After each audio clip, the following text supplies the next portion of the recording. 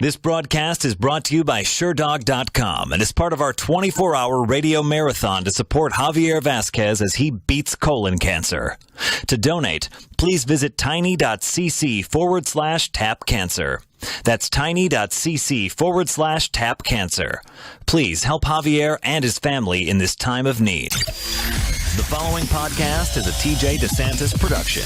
Comments, questions, and inquiries can be sent to DeSantisProd@gmail.com. You want me to play something for you? Yeah, that's it. Play something. All right. This is Eddie Bravo Radio. Why don't you do a question everything show? It's not conspiracy. We're just questioning stuff. Why don't you do a show? Eddie is the real deal.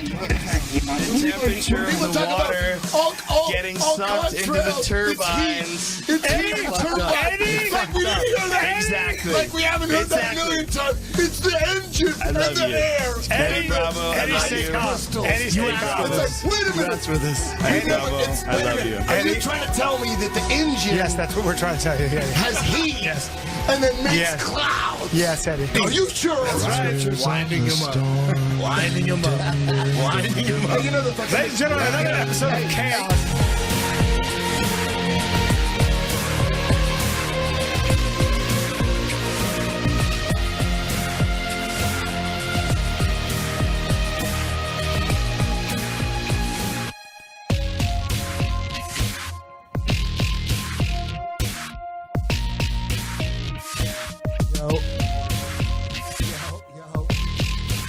Check. There we go. Check. 1, 2. Check. Yo. Eddie Bravo Radio back for possibly the final time ever. Or maybe not. Maybe we'll do one more. You still Not going sure. with that bit? Like, I don't know. I don't want to be a conspiracy theorist host. I don't. But I want to talk about it. Well, let's talk about something else. I don't know. I don't know what I'm going to do. I don't want to be tied into having to do things. I'm trying to. I don't want jobs. Who said you had to do anything? I'm just saying, like you don't want to be Kiss and always say like we're on our final reunion tour. Why not? It's working for them. They're 95 and they're still selling out baseball stadiums. It's true. You know what I mean? Anyways, thank you guys for joining us on this special edition of Eddie Bravo Radio. This is we did this because a really good friend of ours in the MMA community, in the BJJ community, known this guy, 20 years, more than 20 years. Javi Vasquez, he's going through colon cancer treatment, and the whole jiu-jitsu community is, we're trying to help out as much as we can. And that's what this podcast is about, first and foremost. And joining us today is James Watson. He's my best friend. Growing up, we moved to Hollywood together to try to make it in the music business.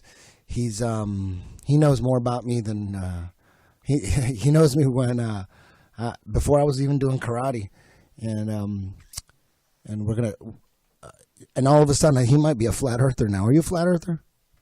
I question everything that needs to be questioned. Damn, that's a good answer. That's a really good answer.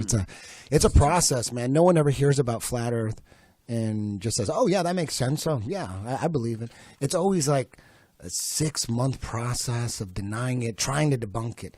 Most of the people that are into flat Earth, they were debunkers at first. I was hell bent on proving that it was the biggest, the dumbest conspiracy theory ever. And man, I wanted it to be true. I want the world to be round. I don't want it to be flat. If it's flat, then that means that the Bible is right. And if the Bible's right, then there's a God. And if there's a God, I'm going to fucking hell. So I want this motherfucker to be round. You know what I mean? I don't want to start going to church again on Sundays. I got shit to do. Because if it's flat, then God is real, and you have to go to fucking church on Sunday, or you're going to hell. You're in trouble, boy. That's scary. I'm trying to prove that it's round. I don't want it to be flat. So there's a big repent. That's a tradition. Going to church is a tradition. Like a round planet. Is his mic even on? I'm working on it. Something's wrong with that thing. I don't know what it is. We'll figure it out. because it sounds like shit. Give me a minute. That's my voice. No, you're right.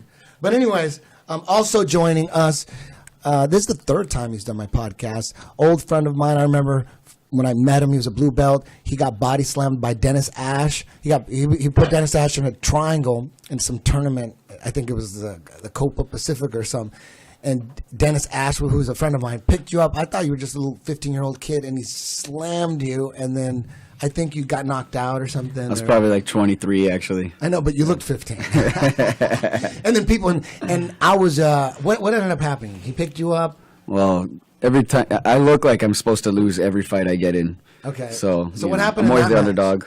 Well, I lost. No, but you had him in a triangle, and he picked you up and slammed you or something, or what happened? Yep. And then, that was the end of the match.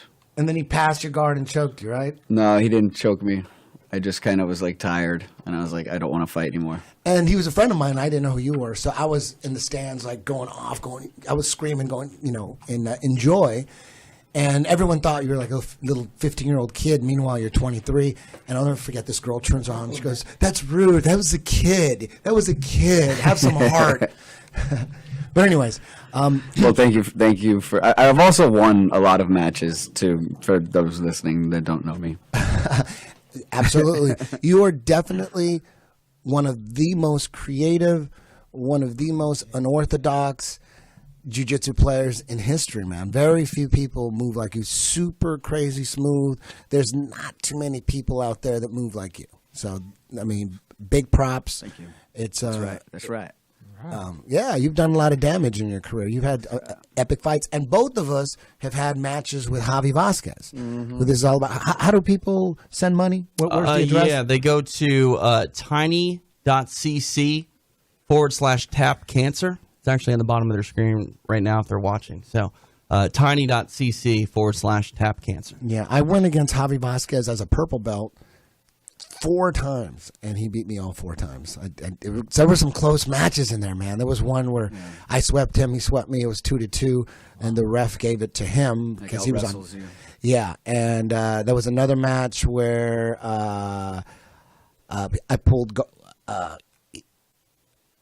guard, and if you pull guard and you can't sweep a guy, you're going to lose. So I pulled guard. I couldn't sweep him. He couldn't pass. And it was 0-0, and he won. Or he may have gotten a takedown or something, but he won. It was either 2-0 or 0-0, and he won. And then there's one where I almost put him in a twister, but I lost because he had passed early in the match. That was a great match. And then he knee barred me in another match. That was the most definitive one. Was that the last time you fought him? He tapped you? No, he tapped me the second time. All right. The second time. Now, you went against Javi twice, right? I fought him 3 times. 3? First 2 times I fought him, he also submitted me. It was one of them was in the Abu Dhabi trials, It was right? the trials, yeah. 2007, I was like a 5. purple belt, and he actually ended up triangling me.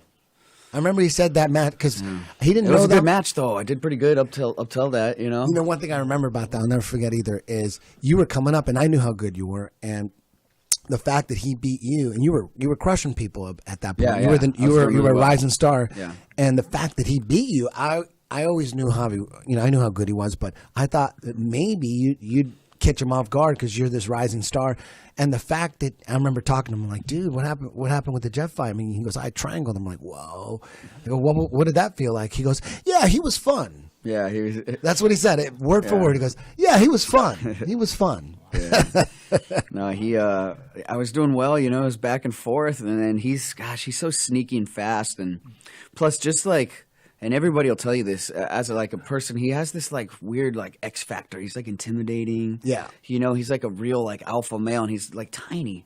Yeah. Javi's like shorter than me, and I always feel like he's like an uncle to me or something, you know? Yeah, he scared the shit out of me the first time. He's intimidating to fight, so I think I lost a lot. You know, the first time for sure I lost because I was so worried about what he could do to me. I couldn't really focus on the fight. Yeah, he was one of those guys that wrestled his whole wearing life. pink. He would wear these pink tights.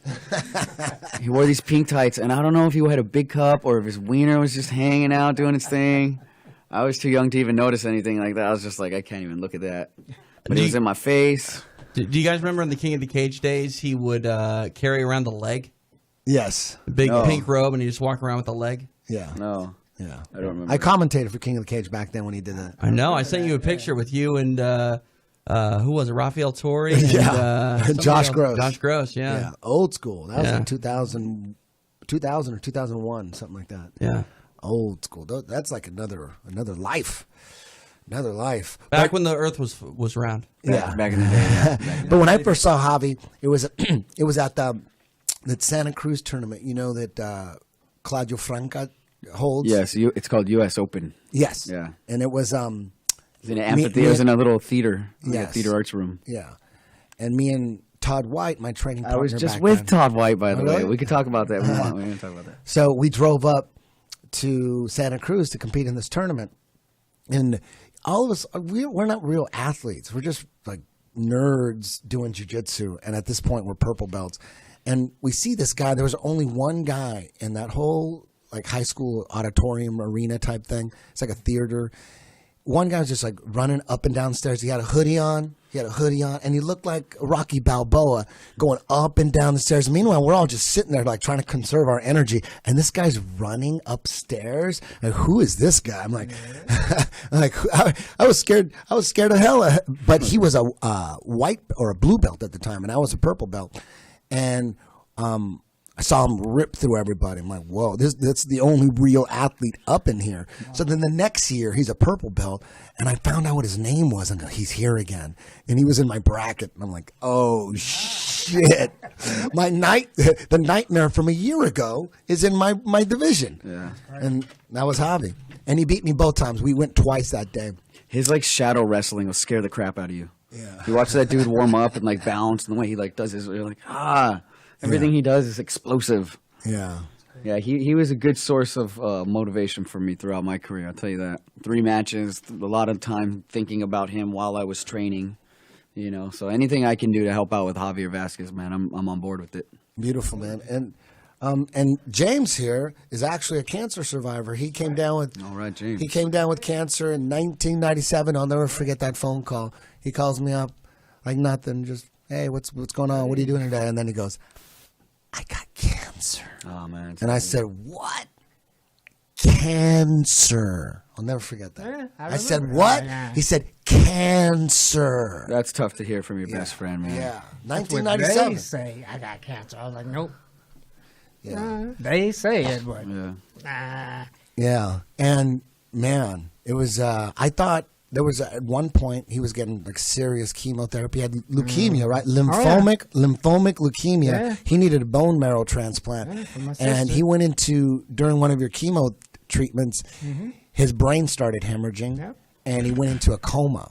Yep. And the Brain aneurysm, yeah. and he had a brain aneurysm. And his girlfriend, Anna, who's just his angel, I mean, Really? without her, man, she's done so much for you. I And only she was knew there her the 6 whole time. months. Huh? Think about that. I only knew her 6 And months. she she called me up and said the doctor said he might not make it out of this coma. It looks like it doesn't look good. And she's crying on the phone to me. And that whole day I drove around thinking, my best friend's dead. My best friend is dead. He's dude. dead. He's dead. For a whole day, my best friend was dead. Then the next day, Anna calls and she's all happy. She goes, he came out of the coma. He's out of the coma. He's looking better. I'm like, what? That's right. He was already dead to me. It's like you came To them back from too. the dead. Yeah. This was after, I know you guys came out here together, right? Yeah. Yeah. This was after that? This was in LA? Oh yeah. Yes. We were here Yeah. trying to make. We're still trying to make music. All far from home. You know what ended up happening is we came out together, Right. and in 1991 to form the ultimate metal, hip hop, electronic, just everything. Like what Linkin all our Park, music. what Linkin Yeah. Park ended up doing like 10 years later, 9 years later, we were doing that in 1991, and that 91? 1991. You were like new metal in 91? Yep. That is unheard of. Like the only thing that was even close to that would be like Living Color. No. The only He's thing that was always close to ahead of that the curve, was, baby. what was the only thing that was like that Well, the was Beastie Boys? Faith No More. Sure. Kinda, yeah. Faith No More was kind of, but no one really considered him a rapper, really. You know, even Right. though he would go, That shit was dope. I liked it. You know, Run but DMC style. Run DMC kind of, but that was like AC/DC going rap. Sure. And what ended up happening is me and him were in speed metal bands in the 80s, so we were doing Slayer, right? real. I played drums, he played guitar, And then we got burnt out on that. And then I heard Anthrax. I was a big Anthrax fan, Metallica, Slayer, and all that. And Anthrax did a song with Public Enemy called Bring the Noise. Bring the Noise. And it was in the Tony Hawk video game.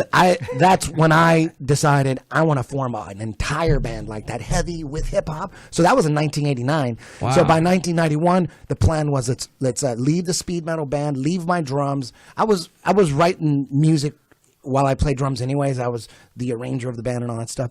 I was basically the producer of the band. And so I said, the only reason I played drums is because none of my friends would play drums. I was the only one. So I'm like, fuck, I'll play drums, I guess. So when we moved to Hollywood, left speed metal, and it was just me making all the music. I became like this music producer, and he was doing raps. And then I would sing every now and then. And so it was like kind of like what Smoke Serpent is now, but 1991. I never stopped doing it. But what ended up happening is we ended up putting the whole band together, piece by piece. We're in Hollywood. Getting the band together, man. We had maybe at 1.6 guys in the band, keyboardists and everything, and we did a showcase for Hollywood Basic. Yeah. We sucked. They thought we sucked. But anyways, then what ended up happening was we went from speed metal to like hip hop fusion with rock and all that, but we kept the songs long like speed metal. So we were doing. Imagine what Linkin Park's doing, but like Kid Rock. No, imagine what Linkin Park was doing, but with Metallica arrangements, like 8-minute songs, 7-minute songs, 11 parts, 17 parts. So imagine Linkin Park with odd meter. But see, Linkin Park, what they're doing hip hop and metal. 3-minute songs, 2 minutes and 52-minute songs, 3 minutes, 11 songs. They're not doing much anymore, man. Yeah, exactly. They're not doing much anymore. Yeah. The dude got suicided. But what ended up happening, I'm giving you the timeline for when he got cancer, was we had 8-minute songs, 11-minute songs, 6 minutes. They were just too goddamn long. We needed to, but it was a process. We couldn't just leave our speed metal roots. We didn't want to go from speed metal to 3-minute songs. So it was a weird thing. We were in a weird stage. So little by little, we started People kept saying, dude, the songs are too long. You can't have odd meter in hip hop. What are you doing? It's too crazy. What the hell? 9-minute songs. What are you thinking? And I was really stubborn. I said, we're going to do what the fuck we want to do. This is the way we want to do it. And then we decided to humor people and say, you know what? Let's remix our long ass songs, and we'll have fun with it. We'll make commercial versions, and we'll do 3-minute songs of these. Just we'll show them. And we did it, and we loved it, and we thought, oh my God, what the fuck are we doing making 8-minute, 9-minute songs? So it's better to conform. We were trying to impress people too much with. No one wants to hear 9 parts. You'll be lucky if you have one good part. Why are you making people sit through all this shit? That's what I figured out. So little by little, the band members left, and it just dwindled down to just me and James again. And we decided, what the fuck are we doing? Let's just do it right. We don't need to impress people with arrangements and different time signatures. Let's just do basically what Smoke Serpent's doing now. I decided to do that in 1997. Let's just do it right. And then he comes down with cancer, and that changed the musical direction for a while. It was kind of obviously he couldn't make music for a few years, and I was kind of lost on my own in Hollywood trying to figure out what I was going to do. Started smoking weed, started making music with chicks, started doing ballads and shit. And then slowly got back into finishing. When Linkin Park came out, I thought, shit, there we go. That's exactly what we were trying to do. Shit.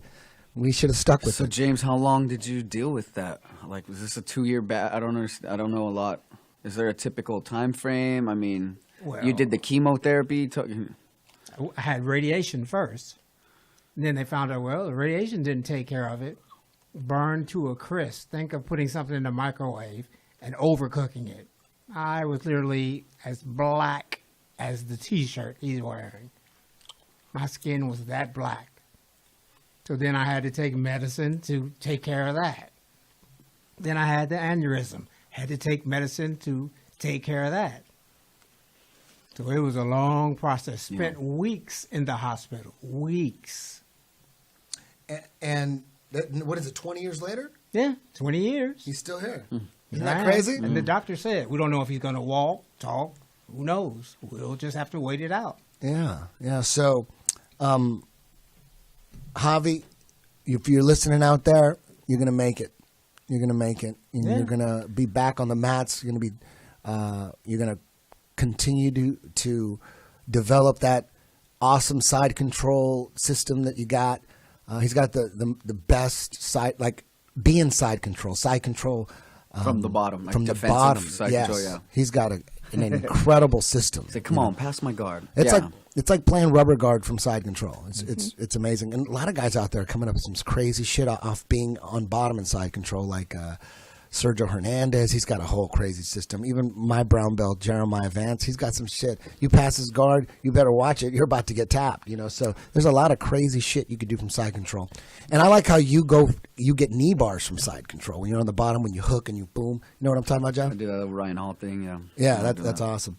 Well, now let's get to the meat of the podcast. Now, when it comes to flat Earth, I mean, generally people get angry and they get violent, with their words, and it's incredible. I've never had anyone get violent, but with their words. That's what I said. With their words, yeah, they get. Yeah, it's never had anyone actually grab me and like, no, stop thinking this. Yeah, so like my mom cried. If it's going to make you angry, you better turn off the podcast now, because this podcast is about, we're going to focus on not proving that the Earth is flat, because really, there's no concrete proof that it's flat. But if it makes you angry, maybe you should stop and listen then. Yeah. If something makes you angry. Yeah. But for those of you that are like on the fence about it, or are totally into it, you know who Eric Dubé is. Eric Dubé is like the godfather of the modern day flat Earth movement, because some people think the flat Earth is like something, it's brand new, and the last time it was believed in was just by really dumb religious people back in the caveman days. That's what people believe. That's what I believe. Like flat Earth. I mean, that just dumb religious people from 2,000 years believe that. It's in the Bible. Yeah, in the Bible, that's not true. It's anything in the Bible is like Jack and Jill stories. So that's what most people think. But what the reality is, there's always been scientific debates about the shape of the Earth, whether it's round, whether it's stationary, whether it's a flat plane, whether it's moving, at 60,000 miles per hour around the sun, and the sun is moving 600,000 miles around the center of the galaxy. All that shit. Whatever you believe, it's faith-based when it comes to space, because whether the Earth is really round and the stars are really what they claim to be, and the stars are really as far apart as they claim to have figured out, all that, you just got to take someone's word for it. I mean, that's all faith-based, because you can't figure that shit out on your own. So it's just as faith-based as believing in the Bible. Believing that someone actually had a vision, that God came down and gave him instructions to do something, and then these stories were written, and then people follow this like a cult. That's all faith-based. You got to believe that this guy really had God come to him. I mean, that's faith, and that's cool. If you want to believe that, that's cool. People believe it. It's better than, being atheist, I guess. I don't know. But it's faith-based. And when you're talking about anything in space, unless you figured it out, you got to take someone's word for it. So that's faith-based. And again, Eric Dubé, he's not doing anything new. He's basically quoting authors that have written books about the flat Earth forever. There's been a giant scientific debate at the top about whether the Earth spins, whether it's a plane, whether it's round, how far the sun is away from us, what is the moon, what is the sun, what are the stars. There's all these theories and debates, and Eric, and I wanted to do another podcast on flat Earth, and I asked Eric, like, who impresses him the most? Who is the most legit of the flat Earth host out there? There's a bunch on YouTube. I like going to Odd Reality and watching their 24/7 live stream of flat Earth stuff. I do that almost every day. I get on Odd Reality and watch it 24/7. It's very entertaining. You're constantly. It's like a mixtape. It's a mixtape of flat Earth. Very entertaining. It's good to hear certain videos over and over again so you don't remember. There's just so much information. You got to listen to it over and over. Otherwise, you forget. And it's very entertaining. I'm very entertained on how you control the masses. I like that. I'm like, wow, the masses are easily controlled. Oh, so easily. All you got to do is control the media and the science and history, and boom, it's a no-brainer. So easy, so easy. So I'm fascinated with how we're fooled and how people are lied to, and I'm and it infuriates me too when you start thinking about all the fucking crazy sick shit, like all the pedophilia that's going on at the top with the elite and the kidnappings, and no one looks into any kidnapping. People just get kidnapped, and no one even looks into it. I never looked into that till after I started looking at flat Earth. Yeah, that led me to that stuff. Yeah, so that at the top. What's holding everything together, what's holding the corruption together at the top is blackmail, pedophilia, blackmail. That's what's holding everything together, and it's scary. That's scary shit. So you got to watch your kids. Weed is holding me together. You got to put GPS on your kids, guys. You got to get some kind of GPS little toe ring on your kids, because there's people out there kidnapping them and putting them into child sex trafficking rings. Look at that documentary, Who Took Johnny? Watch that shit, and then watch Conspiracy of Silence. Watch that shit. Holy fuck. Anyways, so Eric Dubay, he couple times he's brought up Del from the YouTube channel Beyond the Imaginary Curve. He's brought him up, and I remember going through YouTube once and looking at one of his videos, and he's got a heavy Scottish accent. So it's very. My English isn't that good, and I'm not very smart. So it's sometimes it's hard to follow him when, the audio is not that good. But Eric Dubay kept recommending him and goes, this is the real deal. This guy's the best out there. And then I go, okay.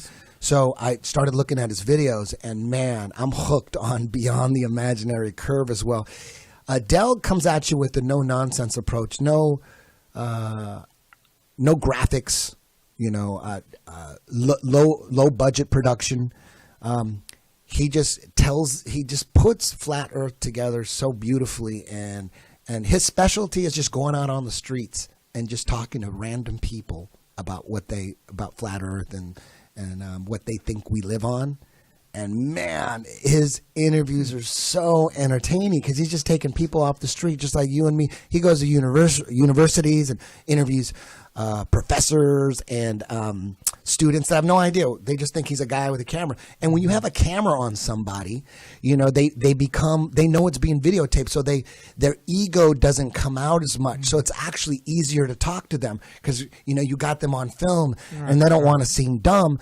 And the way Del puts it all together, these interviews, he's a master. He's generally people at the end of his interviews, they're going to become flat earthers. You could just tell they're right there. They were on the fence maybe, and the way Del interviews him is just it's addicting. I love watching it. I was watching it last night. I'm like, dude, no wonder Eric Dubay kept recommending him. And so I'm going to introduce him now. And his partner is from the UK. His name is Gav, and they work Del, are you there? Can you hear me, Del? Yeah. You ready? How you doing, Del? Yeah, I'm good, man. Thanks. How are you? Are you in Glasgow? Yeah, I'm in Paisley, which is just 5 minutes outside Glasgow. Yeah. I got a 10th Planet, Glasgow. You should go in there, learn some jiu-jitsu. You might have to if the CIA comes after you. You better learn that jiu-jitsu. Seriously. Hey, Del, if you want to do jiu-jitsu, are you close to Glasgow? Did you say you? Yeah. Man, I'm just along the road. Yeah. That would be awesome, man. I'll hook it up. I'll hook you all up. I'll show you some deep half guard. No. Oh, man. Are you a UFC fan at all, Del? Yeah, I watch it. Yeah. So what do you think of the Conor McGregor Mayweather fight? Are you interested in that at all? Or not really? Yeah, I'm interested in it. But I think it's a bit of a mismatch, to be honest with you. But who knows? Who knows? And can you introduce Gavin? You tell me a little bit about Gavin. Is he a partner in Imaginary Curve, or what's going on? Yeah, Gav came to the platform offering his expertise. Gav's there. You want to let people know, but yeah. Hey, Gav. Can you hear us, Gav? Yeah, I can. Hi, Eddie. How you doing? I apologize for not knowing that much about you, Gav. But Eric Dubé also recommended you, and then Adele asked me if you could come on. Wait a minute. I asked you to be on first, though, right, Gav? Is that what? My head's exploding. I barely remember what's going on. Yeah, I don't think it matters much. Yeah, we're both here now, so. Okay. So let's get back to Dell first. I want you to tell us about how you got turned on to flat Earth and what made you start questioning. What was the process with you? I think the initial process before I got into flat Earth was I was kind of involved with the whole creationism, evolution debates, and also, in regards to what consciousness is, so like the mind-body problem. And through, kind of studying and learning these two subjects, I started to realise that science was pretty much based in a kind of philosophical, religious stance, if you like, which is something known as philosophical materialism. And I started to recognise patterns through that were pretty much faith-based. I started to realise things that I had taken for granted, that I'd taken on faith and assumed to be true, until I started, really delving into it. And, from that, it just kind of led in. I'm not sure, I think I seen a video, and that kind of led on to Eric's 200 proofs. And from there, I just kind of, carried on the process. So it was the evolution creationism coupled with the mind-body question, which led me to some realizations, and then into this subject. And then you mentioned Eric Dubé's video, 200 proofs that the world is flat, right? That one, or the There's 200 proofs the Earth's not a globe. Oh, okay. That's a great one to start with. I think the best flat Earth introductory video, in my opinion, I always send people the history of flat Earth from Eric Dubé. I think that one it gets right into what people really thought about the world and the flat Earth maps and all that, hundreds of years ago. When if you don't really get a quick lesson in that, I think that people like myself, I just thought the only people that thought the world was flat were just dumb religious people who didn't know anything. I never realized that in the scientific community, it was always a big debate. It was going back and forth. Never really. Once you realize that, and that that flat Earth is not a new thing. It's always been around. It kind of just took a hiatus for a little while. Once you realize that, then. Especially if you're already a conspiracy theorist, because if you're already like a 9/11 guy or just your average conspiracy theorist, you're used to the fact that you're being lied to all the time. But most of them, myself included, I didn't think, okay, they're not lying about that. They lie about everything, but why would they lie about the shape of the Earth? There's pictures and stuff everywhere, And once I realized that NASA. Because I was already, I never believed that we went to the moon. I mean, maybe when I was a kid, but I've been a moon hoax guy forever. And, there's no way you're going to convince me we went to the moon. So once I realized that NASA, because I knew NASA couldn't be trusted, but once I realized that NASA's really the one controlling all the cosmology information, that's when I started going, because when I was looking for pictures of Earth from space on the internet, they were coming from the NASA.gov website. So really quick, I'm thinking, oh man, NASA is controlling all this shit. I never realized it. I thought it was just like the entire scientific community. Like everyone thinks that there's just science, all these scientists studying the stars every day, and they're all taking turns on the telescope, and somehow through a telescope, somehow you can tell what they're made of. We found a planet light years away. We can't see it, but we know what it's made of based on what you see in a telescope. Then really quick, it all falls apart. You're like, okay, NASA's controlling all this. Jesus Christ, what the hell are we on?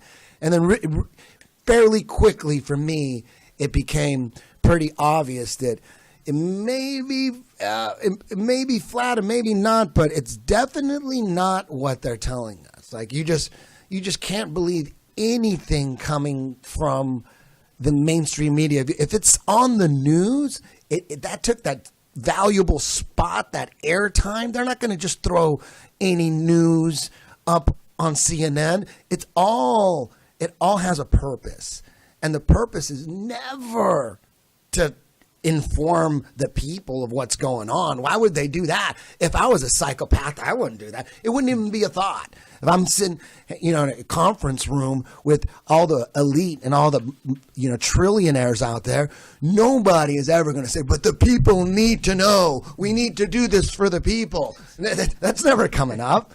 That's never coming up. So if whatever they're saying, it can't be true. Like if they can lie, they will. Yeah, like with global warming. I'm not a geologist or whatever those scientists are called that study the climate. I don't have access to any of that information. But if Al Gore is saying there's a problem with carbon, then there's no problem with carbon.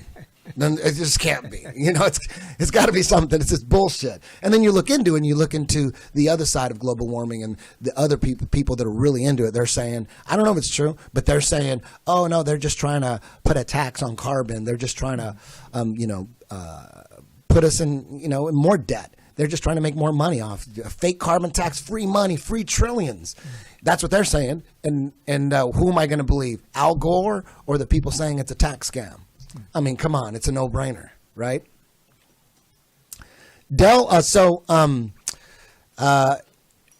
or Gav. Now, Gav, you're, Eric Dubé was telling me, we went back and forth on a couple emails, right?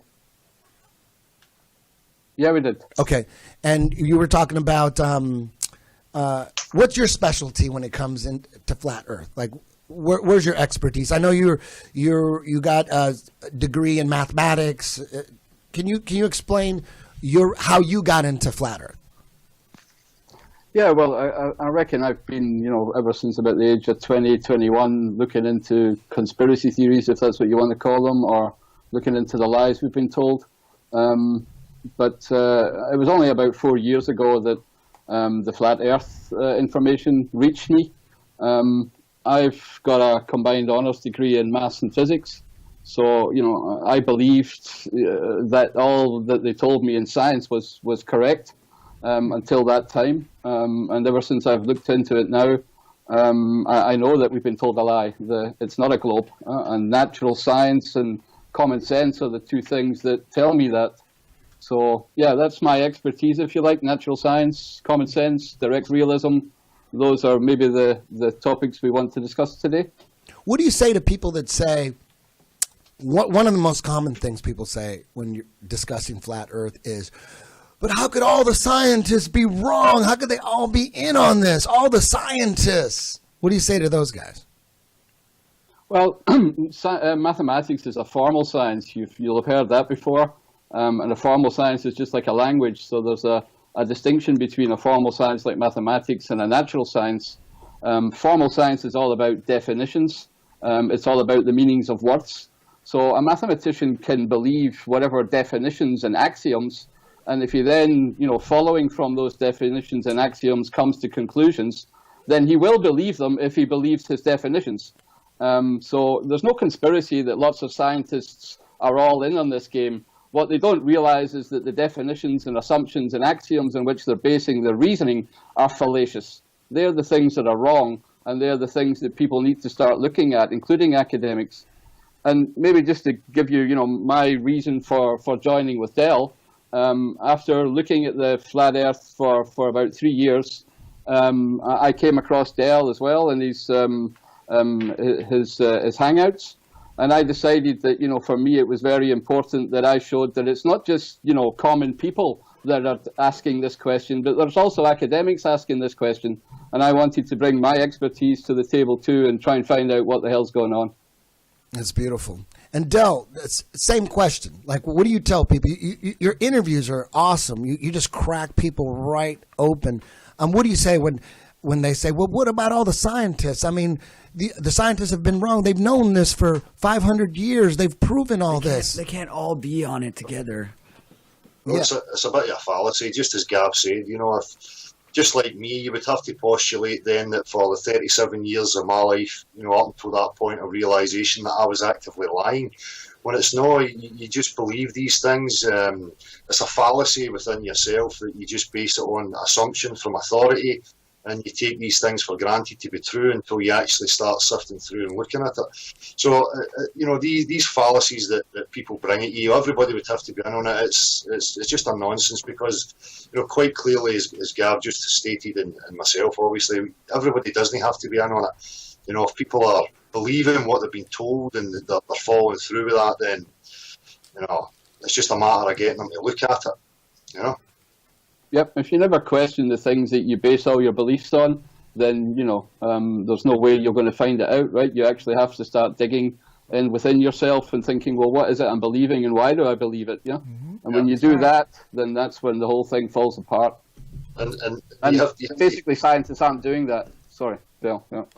And people have to strip it back. We always push direct realism, natural science, actual substance. Yeah. You have to bring things back to what we can actually test, observe, and see for ourselves. And it is the roots of science. It's based in substance. So, things like the natural physics of water, fluid mechanics, how that substance behaves on Earth, that tells us beyond any shadow of a doubt that we do not live on the exterior of any shape. So you're not going to get any practical person, scientist, physicist that's going to come forward denying these things. You will get sophists who will try and give explanations and arguments, and it's pretty much based on images. But for me, we can't ignore natural physics in favour of an image. You don't start trying to work physics in to fit an image. So for me, the NASA images and videos don't even come into the equation as far as I'm concerned.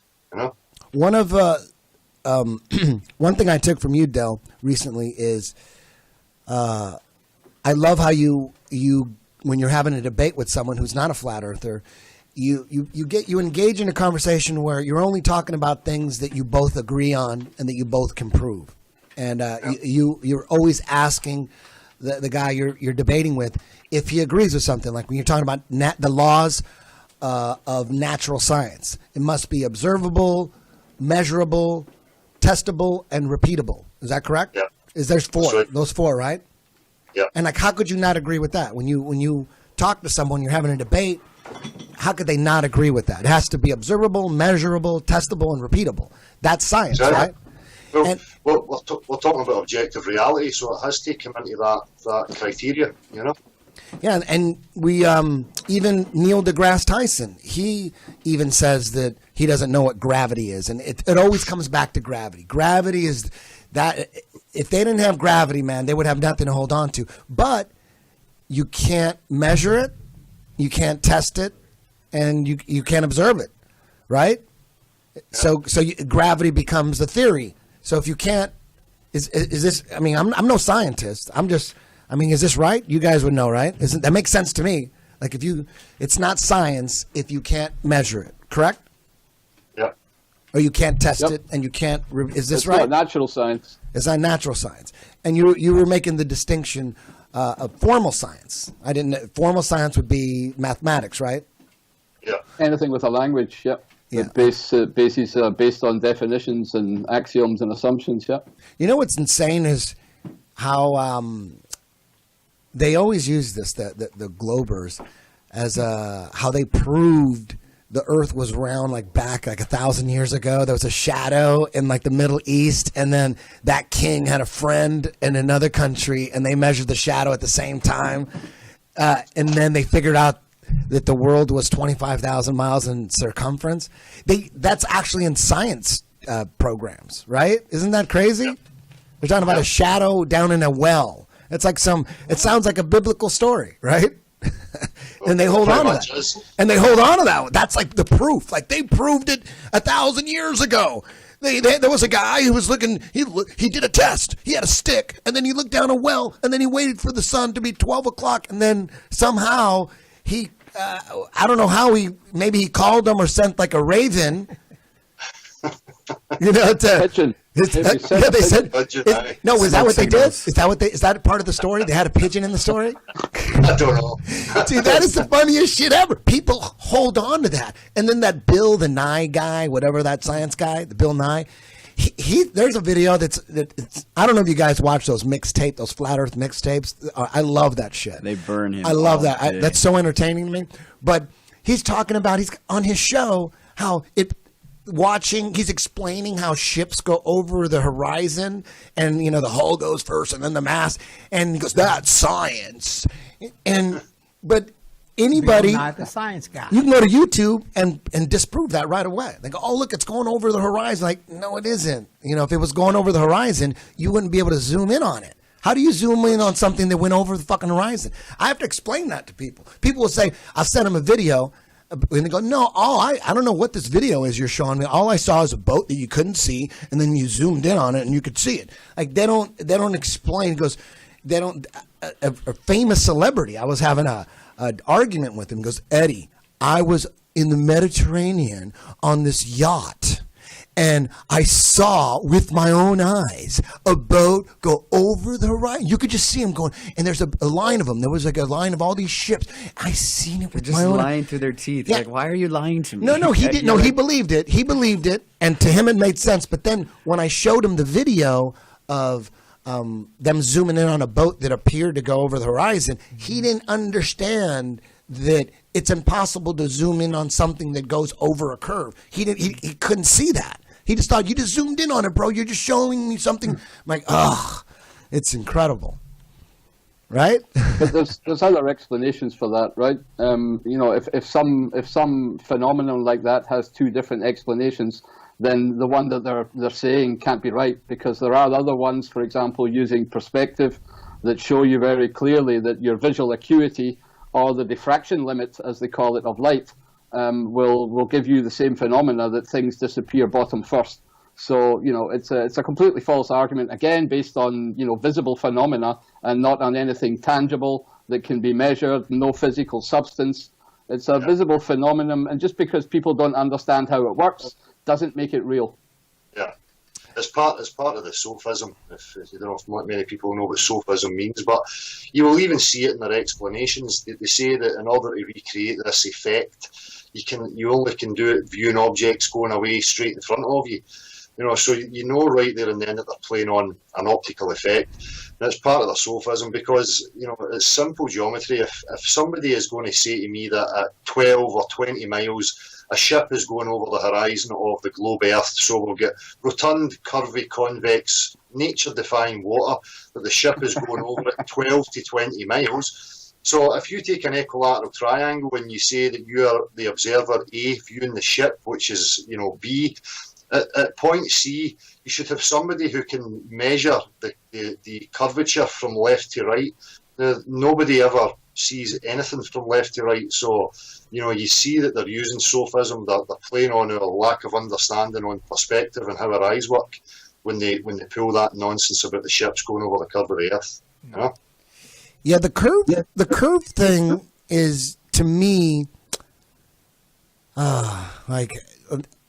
I just focus on the fact that NASA's controlling the International Space Station and all the the obvious tax scam that is. Because, correct me if I'm wrong, guys, but isn't the International Space Station, hasn't that been floating in the thermosphere for like 15 years?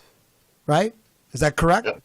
And I think that's what they say. Yeah. Officially, that what they say. I don't remember a launch. I don't remember it being in the news. Yeah, the International Space Station. They're saying it's in the thermosphere, right? And don't they say that the thermosphere is like between 800 degrees and like 1700 degrees Fahrenheit, right? Yep. So there's something's been floating in space for 15 years in the thermosphere, and it's the size of like a 747 jet. And anytime they show you footage of inside the International Space Station, they're like in polo shirts and like Dockers. And it's incredible. I mean, it seems like we've gone the only time in history where we've gone backwards in technology is space. We go to the moon in '69, do it 6 times, and then they trash that. They destroy the technology. That astronaut Don Pettit, man, if I was in the Illuminati, that guy would have been suicided. And I would have deleted. If I was in the Illuminati, I would have made him look like he never worked for NASA. Had got Mick West on the case and just say, this guy, there's no proof he even worked at NASA, because the shit they're allowing him to say, like Don Pettit, he's a NASA astronaut.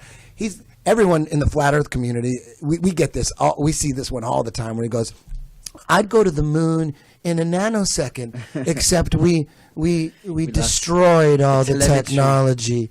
We destroyed, and it's been a pain to try to put it back together. That guy would have been suicided if I was one of them psychopaths. Jesus Christ. How do they let guys say that? I mean, and then no one gives a shit. They destroy, he said, I would go to the moon in a nanosecond, except we destroyed all the technology. Everything, all the data, all the records. Right there, if that doesn't make you suspicious about the moon landings, because everybody, whether you believe they happened or not, you know that there's a reason to doubt it. Like there's a reason. There's a lot of fishy shit. You could believe that we went to the moon, but don't get all weird that there's people that don't believe it, because look at all this shit. And then when you hear that they destroyed the technology and all the records, if you're still on their side, if you got an excuse for that, if you somehow rationalize that, you're 100% hypnotized, or you're being paid by them and you're part of it. Do you guys have fluoride in your water like we do here in America? Like we have fluoridated water, and it dumbs everybody down, and nobody wants to ask questions, and preoccupies everybody with their TV shows and sports stars.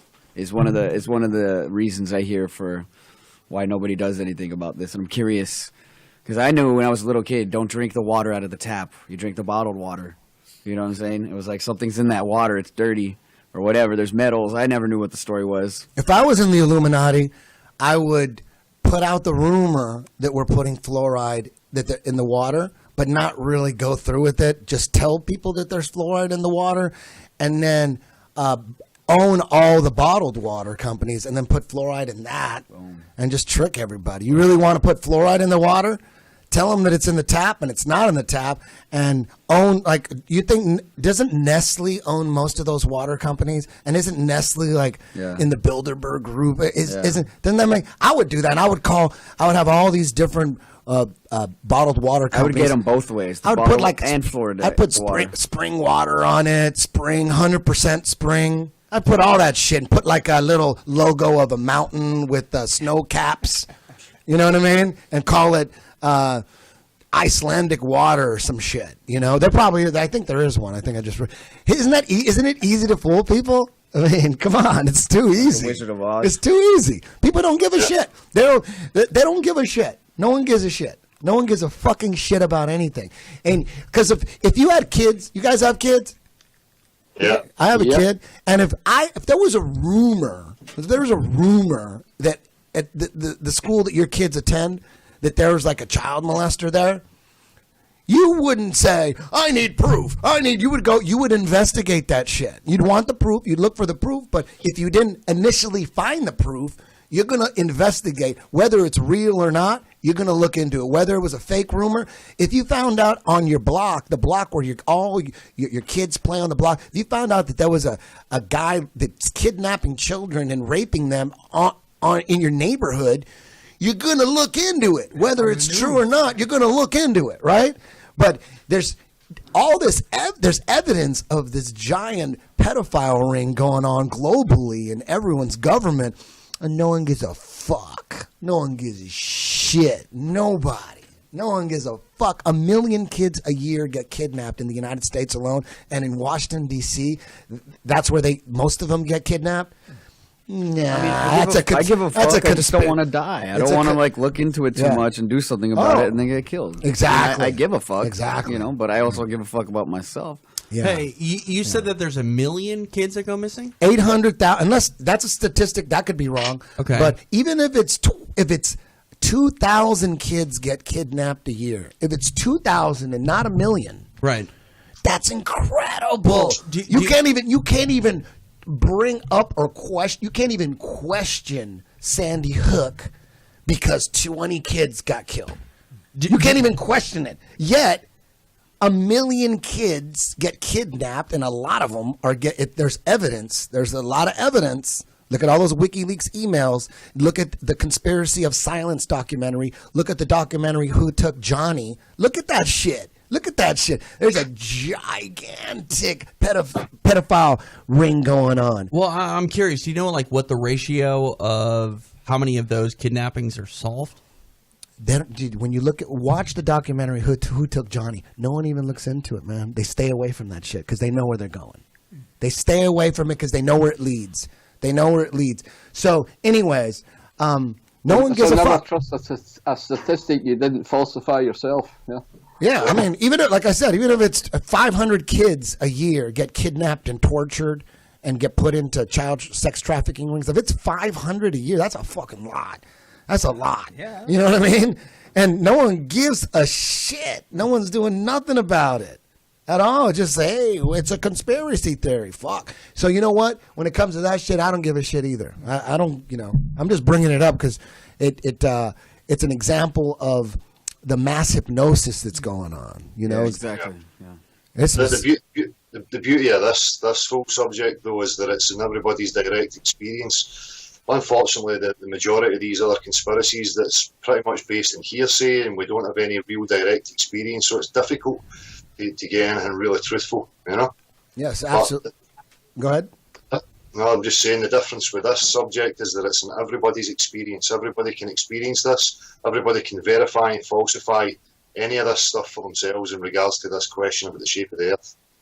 Gavin, what's your take on the International Space Station? 15 years floating in the thermospheres. No one's ever died. Scientists coming and going, living on it for 6 months at a time. And that program is making about $18 billion a year. What do you think about that? Well, I think they're making a lot of money for a lot of the CGI that they give out. But if you're trying to ask me exactly what they're doing up there, it's kind of akin to asking Scotty on the Starship Enterprise how his warp drive works. Yeah? If people are lying to you, then there's actually not much point in questioning what they're telling you, huh? So yeah, I don't believe a word of it. I don't think there's a space up there. I don't think they've been up there the way they claim they have.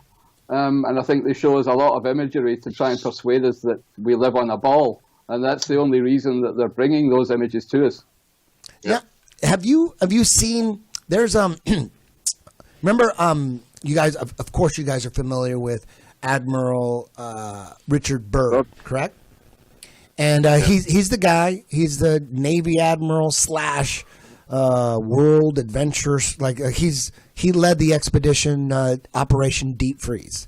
And I'm not sure about the other ones, but I know there's a documentary that is on YouTube where it lasts about an hour. I just saw this like a week and a half ago where, I mean, I've seen Richard Byrd on that TV show talking about his expeditions to Antarctica. Everyone's seen that, but you don't know if he's lying or you don't know.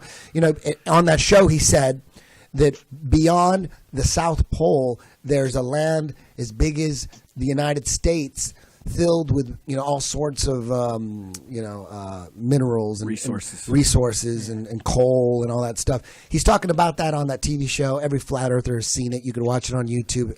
A 1950 show, Admiral Byrd talking about Operation Deep Freeze. And but then I've never actually seen any footage. There's an hour documentary where they videotaped everything, them preparing, leaving from whatever Navy port they were at, saying bye to their families. They videotaped everything. They left out of San Diego. And they went, and then they got to, have you seen this? And then they get to Antarctica, and they filmed them building like a miniature city, a base.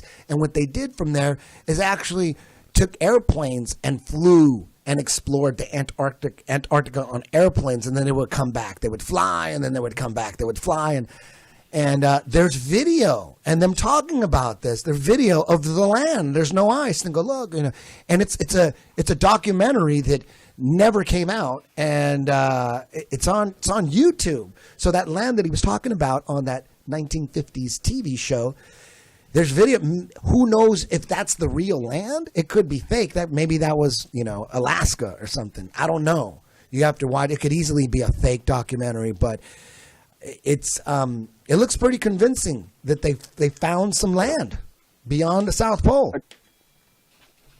Again, as Dale says, it's that's the kind of thing we'll never know. The government's lying to you, Eddie. Huh? So are you going to trust those images, those films, those documentation as any kind of real proof? But it's kind of proof you have that to pull the thing back to natural science to actually have a direct experience, observable, measurable, repeatable. Yeah. Yes. So we can all do that with water, right? We can lie in the bathtub, we can take a cup of tea, we can go to the swimming pool, we can go to a lake. Water is always level. Yeah, that is something you can directly experience, and you never ever see curved, bendy water. These are the things you need to look at, and they're the only things you can actually prove to yourself. If you give away your authority to judge for yourself and believe in some kind of other authority, whether it's a documentary or your government, then you're basically giving up that chance to prove it to yourself. So people need to take that responsibility back and demand that they can prove it for themselves. What do you think happened? Why do you think NASA was formed? Do you think that the elite found out what we were on, like in the 30s when I'm not, in the 30s when August Picard went up in that balloon like 100,000 feet, and then I'm sure it looks like they found out that what we thought we were on isn't quite the same. And when they came down, they decided to shut down space and not let us know what's going on. Do you feel like it's something like that happened? Like NASA was created just to make sure what they just found out, no one else needs to know. Yeah, I could go with any kind of hypotheses, but I would have to, put forward that we don't have to have motive in order to understand that there's been lies told. So I always feel as if I have to let people know that first. Because again, this is one of the things you get. Why would they be lying? And right now we're not really sure about why, but we know that they are lying.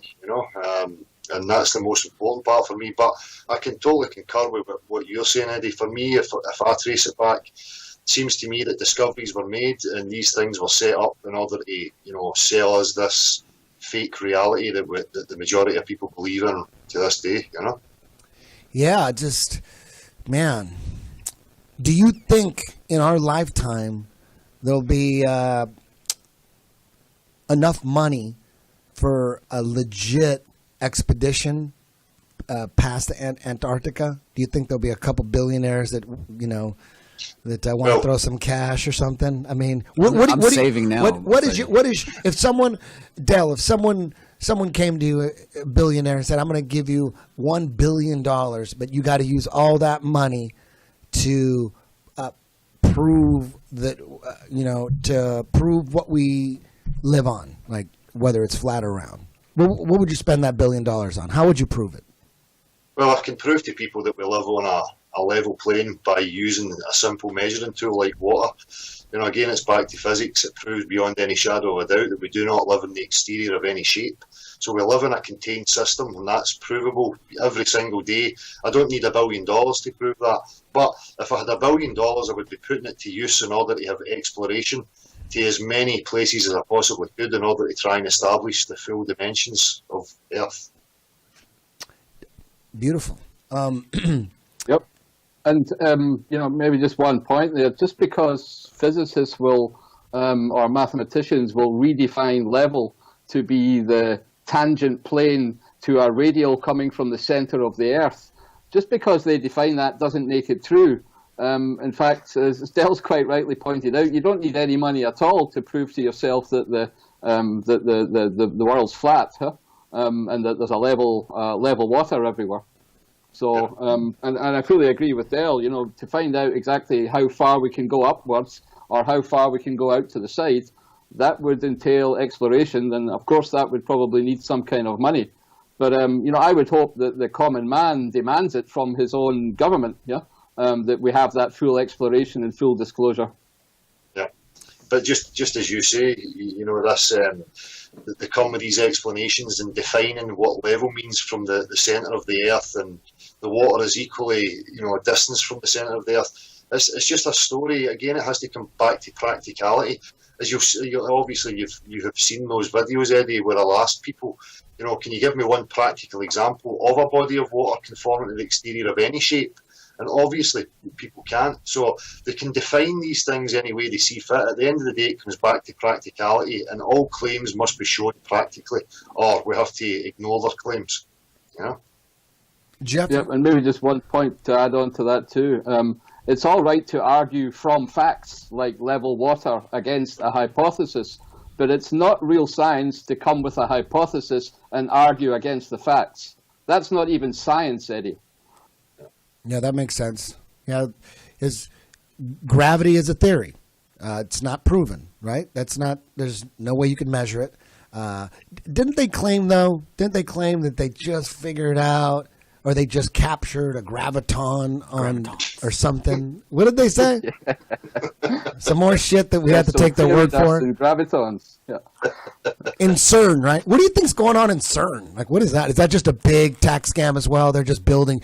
Like, you're going to send a particle through all that shit? How many miles is it? It's like 10 miles in circumference or something. What is that? Like, what are they doing there? They're doing they're just building. What is that? CERN.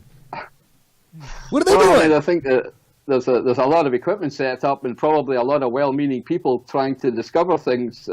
As far as I remember, Tim Berners-Lee worked at CERN and started the internet, so that's at least one good thing came out of it.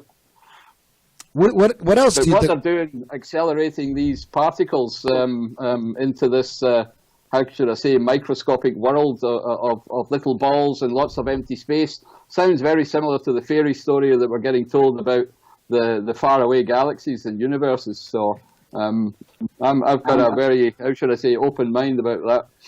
I think they're there smoking bongs and racing go-karts, running that to see who can get the best lap time. Did you say smoke bongs? What did you say? That's correct. You heard that. I heard that part right. I don't know. Hey, listen, I'm one of the dumbest guys on the planet. I graduated early from high school. I wanted to get the fuck out. I never wanted to go to college. I never wanted to be in school. I'm not very smart. The last book I read was Jack Herrera's The Emperor Wears No Clothes. And then, You're Being Lied To was another book. I'm not that smart. I'm not very smart. Jocko has a name for the kind of smart that you are.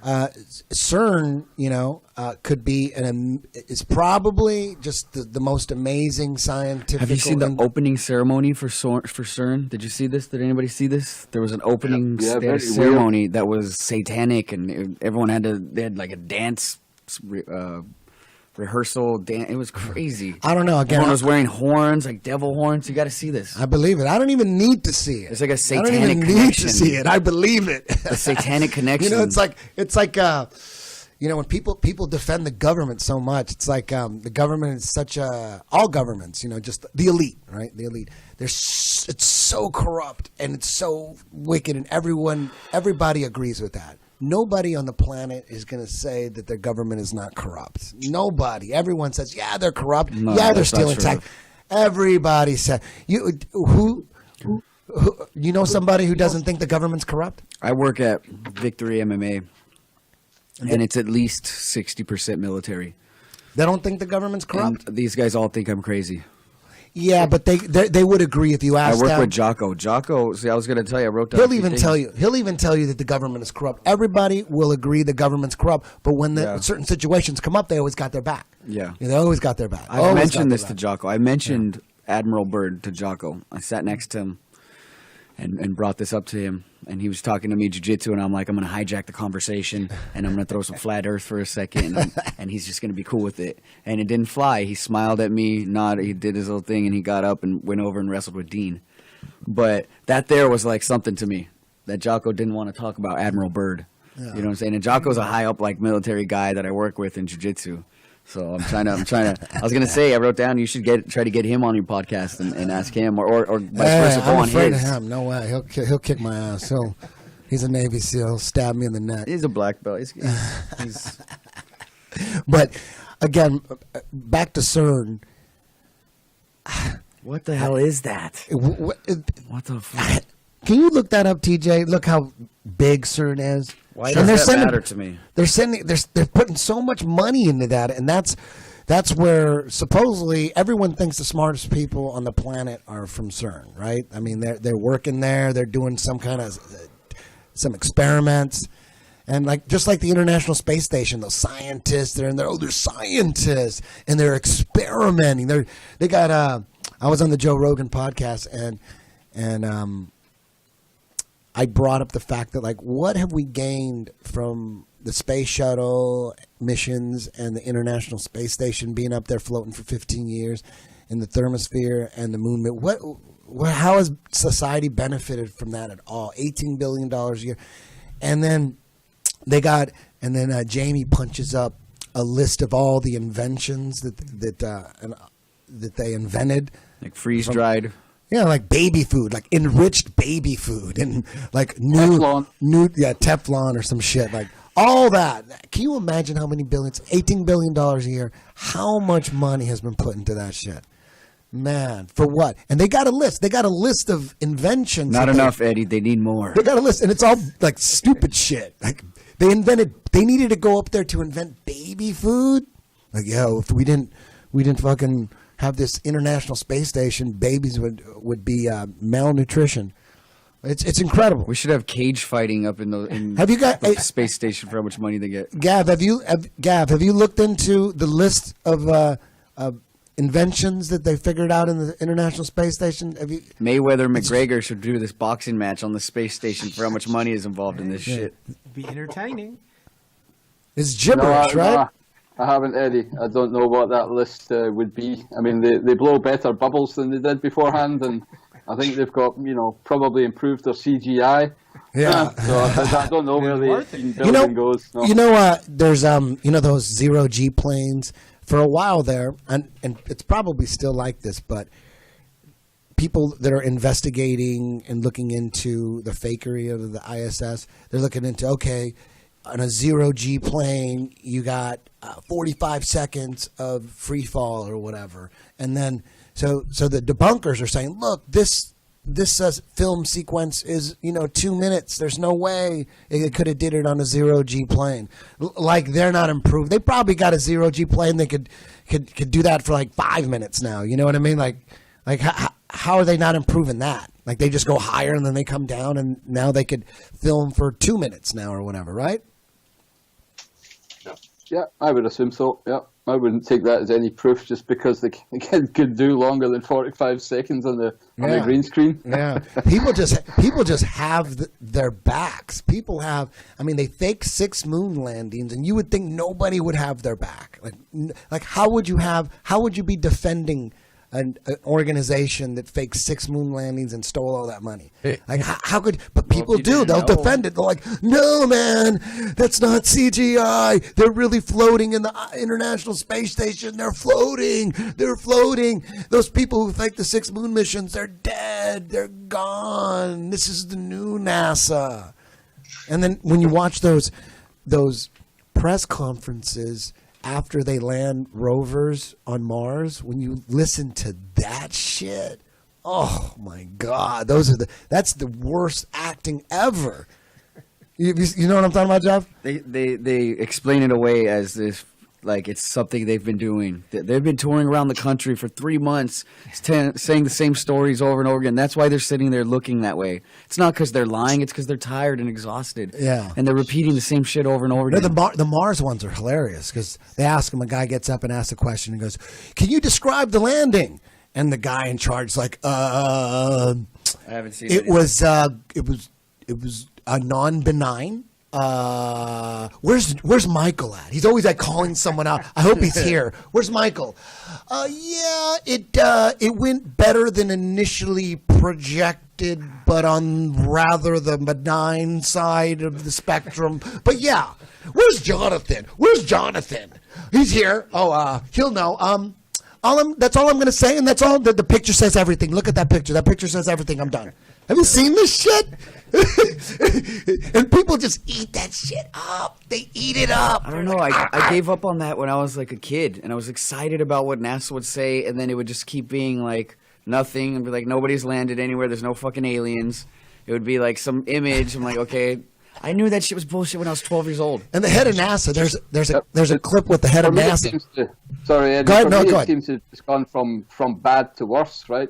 I mean, at least when you see the 3 astronauts that apparently came back from the moon, they had the decency to look sheepish, yeah, and to look disgusted with themselves. Yeah. Now you've just got a lot of actors high-fiving, telling jokes, and laughing at our faces, right? Yeah. So I think all we've done is gone from bad to worse. Yeah, and just like, is it John? Is that your name, bud? I'm not sure. Who? You your man there with the glasses. I'm not sure his name. John. Jeff Glover. I'm Jeff. Jeff. You had mentioned earlier, that there's no launch of the ISS. There's no actual footage of them constructing it. You would think that these mammoth expeditions and creations of human beings would be documented by video, photograph, in great detail, but there is absolutely nothing. Yeah, and they show.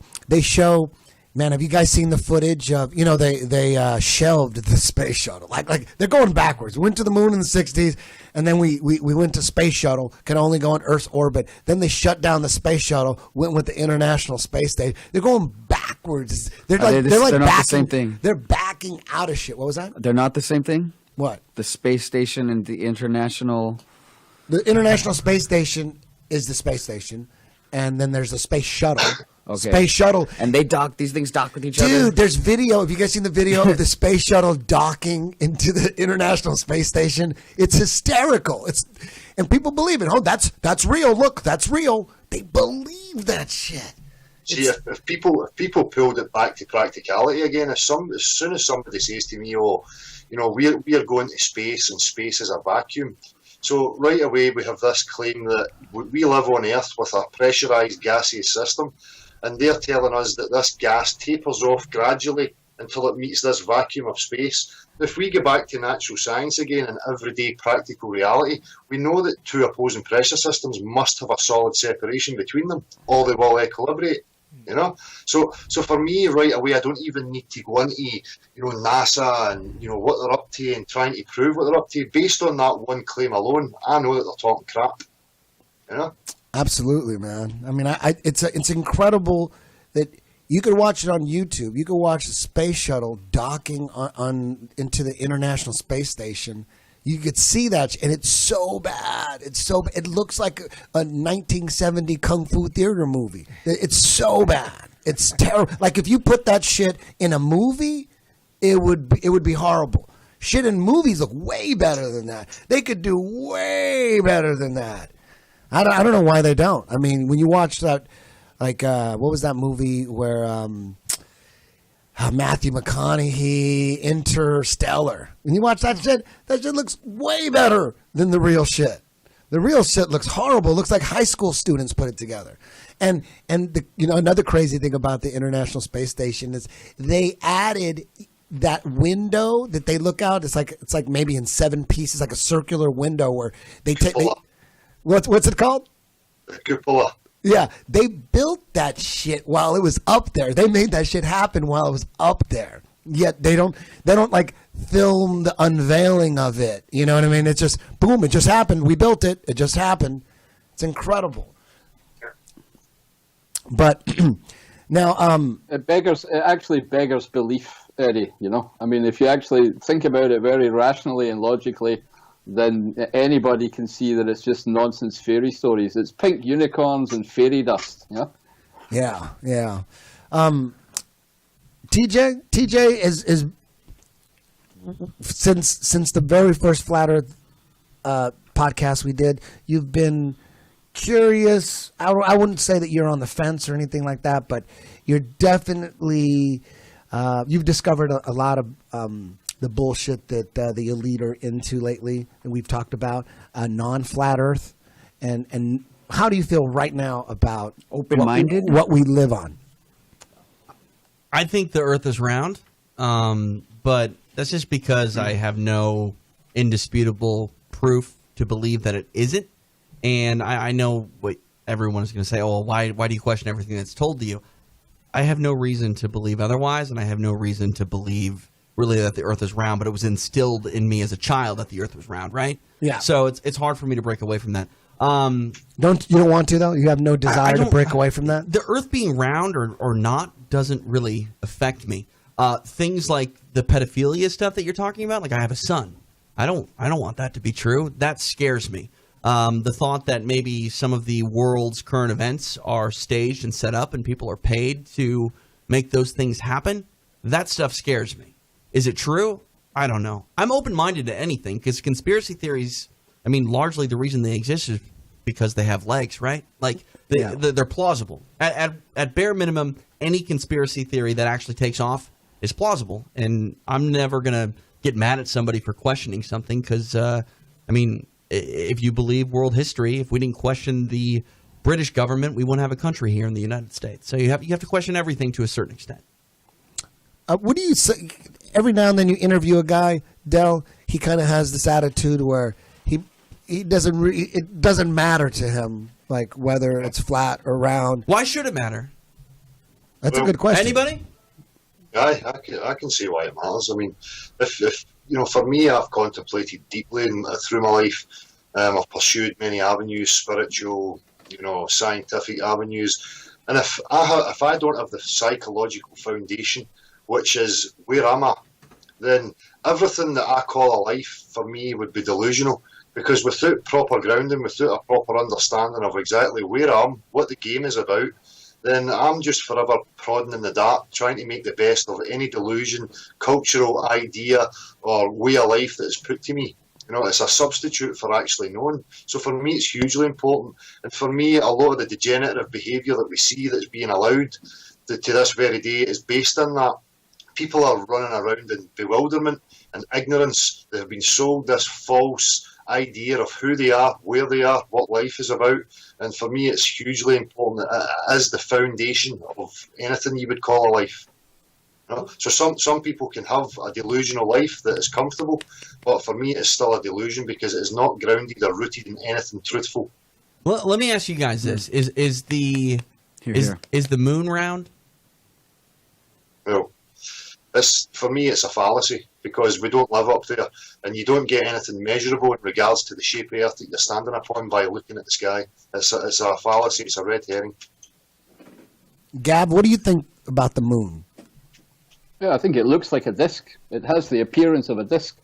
But since, again, it's a visible phenomena and you need to look very carefully at exactly how your eye works and how things like perspective work, there's nothing you can say unless you can physically touch it and tangibly touch it. And since we all don't believe that they ever went to the moon, then we have no information about that. So, as Del quite correctly says, it will give you absolutely no information about the shape of the Earth just by looking at images or at the sky.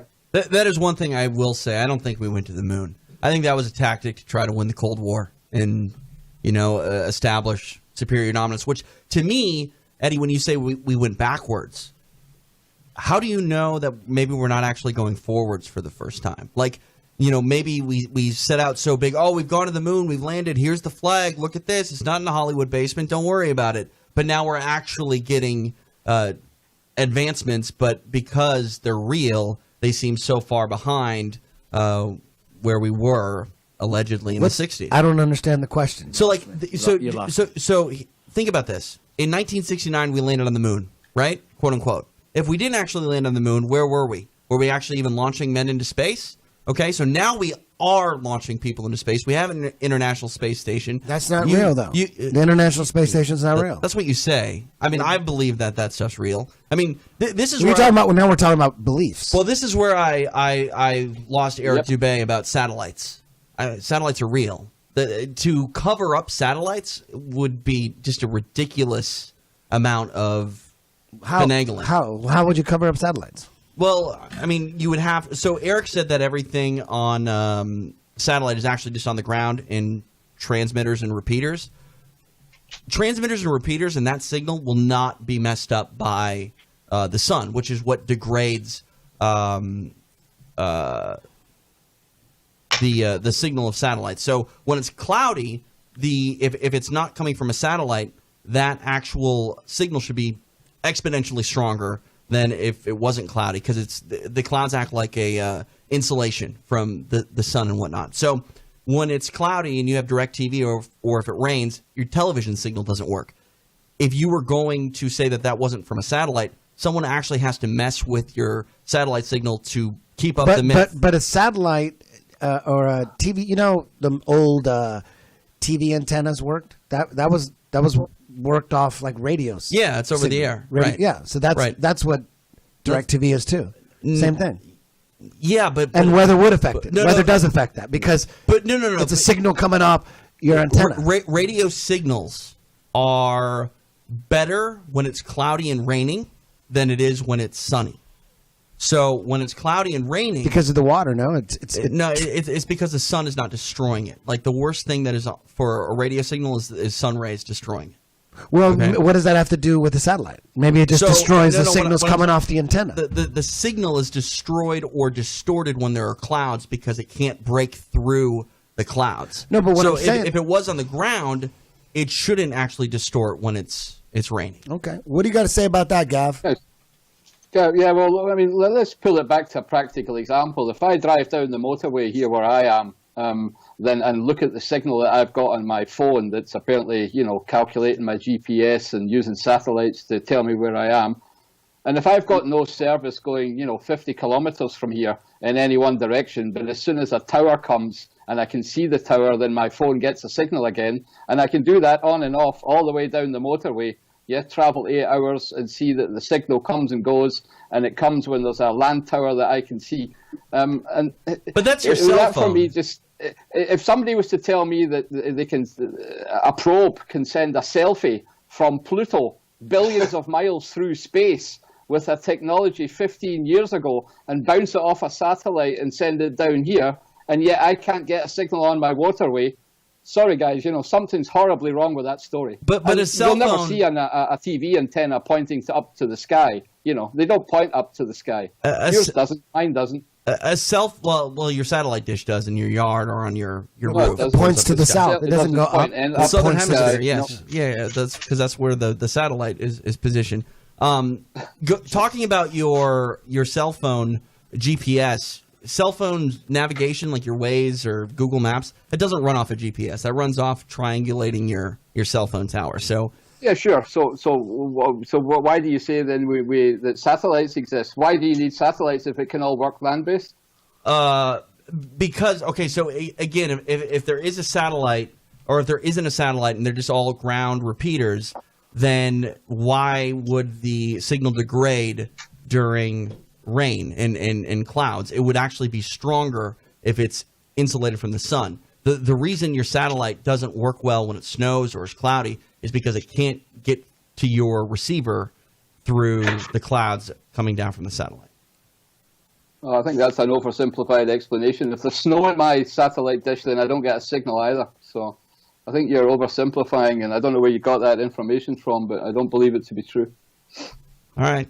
I'm not passionate enough about to fight this, so. No, me neither. That's fine. But even again, I work in radio. That's how I know how radio waves work. But again, as I pointed out before, you're able to postulate that they're sending satellites into the vacuum of space beyond our gaseous, pressurised atmosphere, and there's no solid separation between these two opposing pressure systems. I mean, again, you just look at that claim and understand that it's total nonsense. And if you doubt it, then you would have to go to natural science, go to practicality, and see if you can recreate that claim. How about a skip? How would you guys explain like a skip on a CB radio? If the Earth is flat, then a skip should never work. What's a skip? A skip, like if you're in Alaska and you're using a CB radio, you can skip the radio wave to basically the other side of the planet, and all of a sudden you're talking to someone that it shouldn't be working radio wave-wise because the radio wave would go, it wouldn't it wouldn't be able to work because it would run out of steam essentially. I'll look up a skip and get you a technical definition because I'm not doing it justice, but I'll report back. I don't know what a skip is. Yeah, I mean, it certainly wouldn't work on a ball then, would it?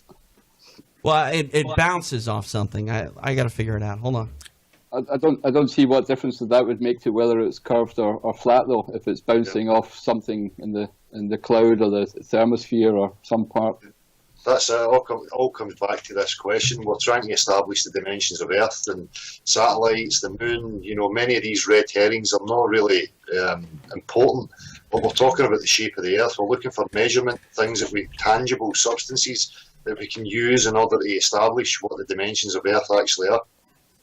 So satellites and moons and stars and the sun, none of these things are of any relevance whatsoever in regards to the shape of the Earth.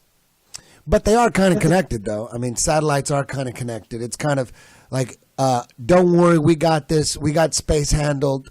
You don't have any authority. We got the authority. We got satellites. We got the space station. We've been to the moon. You guys aren't allowed here. We got this covered. Everything's fine.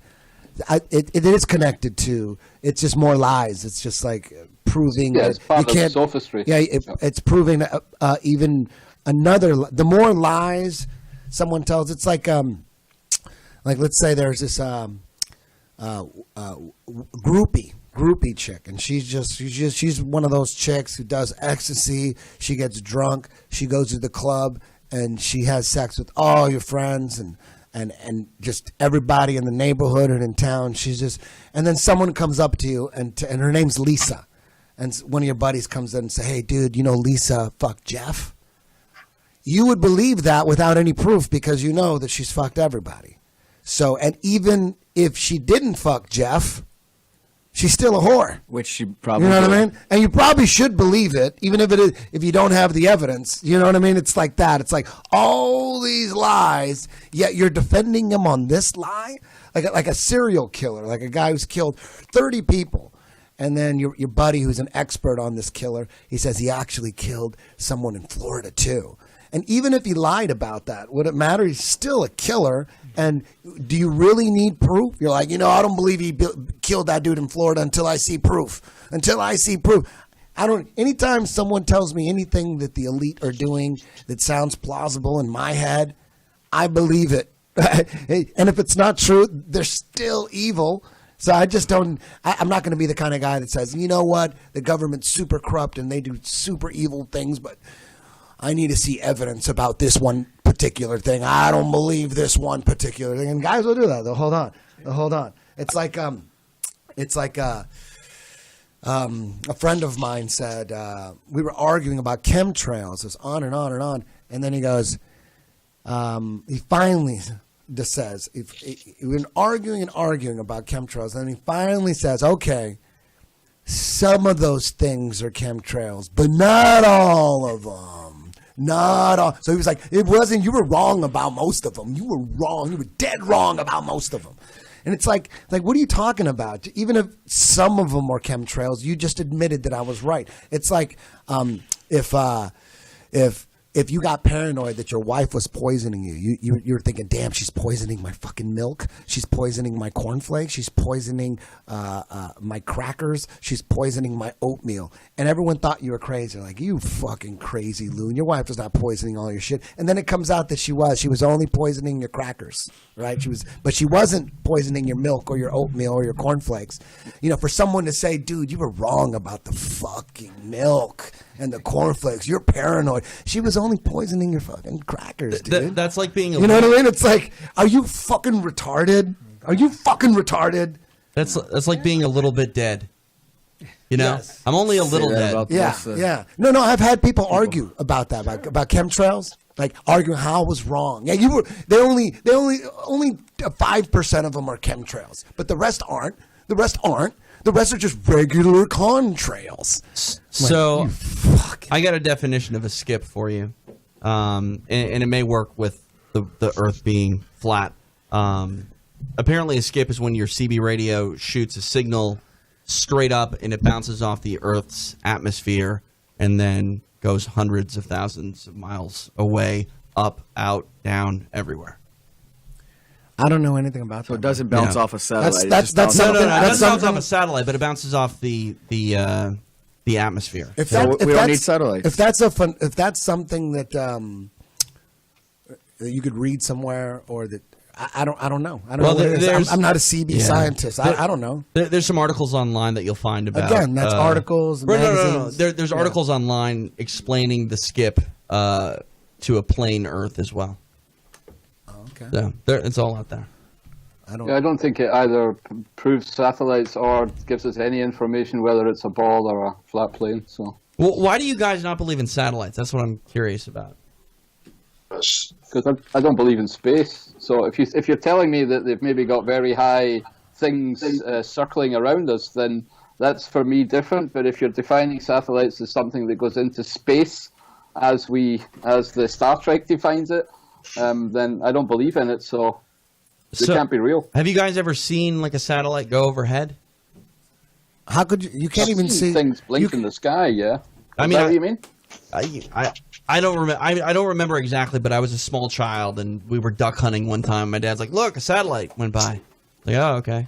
That blinky thing's a satellite. I know it wasn't an airplane, but I was told it was a satellite. There you go.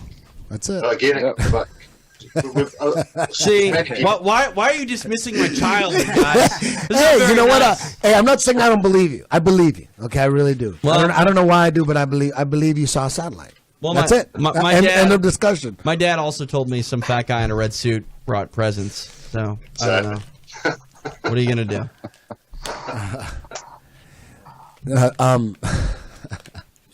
But I think that shows very clearly that what we're here talking about, right? We're talking about beliefs that have been instilled in us either from a very early age or through constant programming, constant brainwashing, constant films. And it's quite hard to question your beliefs and to throw them away and to actually sift through what you actually know. And it gets very uncomfortable. We see that when we interview people, and you have to be very Socratic about it and gentle, and you break them and then you fix them again, so to speak. So it's not, nobody likes having the beliefs questioned. Well, let me ask all of you guys this, because obviously you need to question everything to come to the conclusion that things like the Earth isn't round. I asked Eric Dubé this, and I think he got upset and called it a straw man's theory, which I don't even understand what that means. But I want to ask you, if you guys question everything, what do you just accept as fact without having to experience it yourself? The example I used with Mr. Dubé was, I've never met anyone with tuberculosis, but I believe tuberculosis exists. Where do you draw the line of what is real and what isn't? That's a good question. Well, things have to they have to have practicality. If you're dealing with actual substance and practicality, then, for me, that's part of objective reality. But then there becomes a separation when people start telling me substances behave in certain ways that goes against all practicality and all observation. I mean, it's like, that's pretty much it. I was on YouTube the other day, and I can try to pull up the video if you guys want me to. But in Russia, you can get up in a MiG. I think it's a MiG-21, and it goes at supersonic speeds. You can pay to do this, and they'll take you so high that you can see the curvature of the Earth in the airplane. Do you have proof? And you believe that? Well, I mean, you can go do it. So how do you know? Well, you can go do it. Who did it? This guy on YouTube. Why don't you? YouTube. Come on, man. How come YouTube is good when you need it, but when I need it, it's never good? I've never said that YouTube isn't good. Oh, come on. I haven't. I'm not saying that you're wrong. I'm just having a conversation. No, but you're talking about something that you said. You said some guy went up and saw the curve. Well, you can do this. Like you can. No, but what I'm saying, but you got to understand where we're coming from. There's video of it. Where's the video? I'll get it. Are you sure it's on a fisheye lens? I don't even.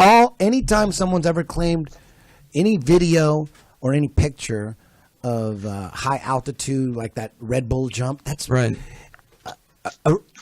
Retards can pick out fisheye lenses. It's so obvious, but then people will think that's the curve of the Earth. So I'm going to sit here and guarantee you and promise you show me a picture or video of whatever you're talking about, this Russian high altitude plane. If there's curvature, it's going to be an obvious fisheye lens.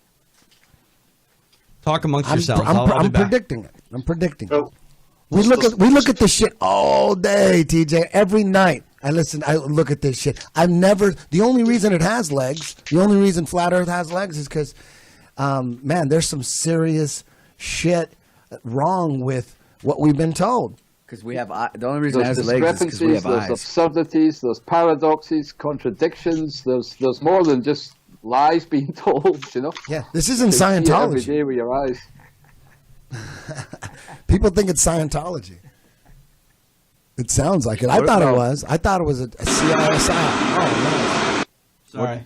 What about all the secrets they keep, like the Area 51 and the Antarctic Treaty, the places we're not allowed to go? Like, at what point do we get to find out what the hell all that stuff is? I don't think how many it's gonna secrets? happen. I don't think it's going to happen. When are they going to stop treating us like babies? I would like to know what's going on there. If they're not treating us like babies, they're just psychopaths that eat babies, and they wish you were a baby, as a matter of fact. I feel good knowing I could tap all those dudes out. I'll tell you that right now, guys. That really does make me. I get a little bit of joy out of knowing I could omoplata all those motherfuckers. All right. I'm putting this on the screen over here. Okay. All right, you gotta bear with me while I page through it. Okay. Can you guys see this on your screen? No. Hang on. No. Now you can. What about now? Yep. Yeah.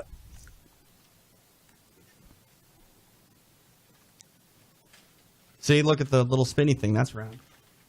Fish-eyed lens. You could already tell. Is it a fish-eyed lens? Yeah, you could already tell. Fish-eyed lens. that looks- Fish-eyed lens.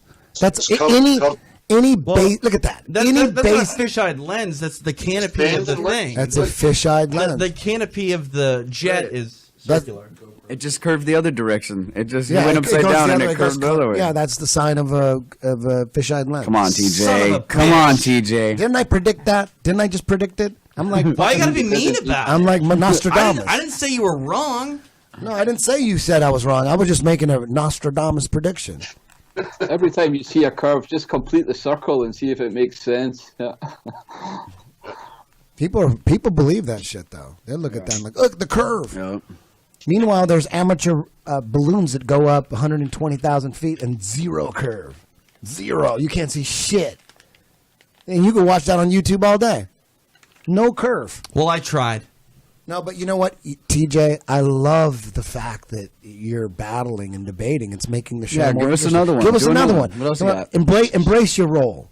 Pretend like you really hate Flat Earth and you think we're dumb. Well, I mean, what's another point? Another point that you could bring up. I would love to argue 9/11 with you, but you convinced me the day that we had Richard Gage in studio. I told you, man. That was something. I try to tell everybody. That was something. Architects and engineers for 9/11 Truth. Richard Gage. People that's my dude. thought I was crazy in the early 2000s for preaching that marijuana was good for you. And they thought I was crazy. Now what? It's just a fact. Now now. what? So let me ask you this. This is way off topic, and you don't have to spend any time on this any more than you want to. But I think testosterone is the new marijuana. For a long time, marijuana was stigmatized for being a party drug. I think testosterone has a lot of medical benefits, but everyone looks at it as just a steroid. I agree with you. And steroids are flat.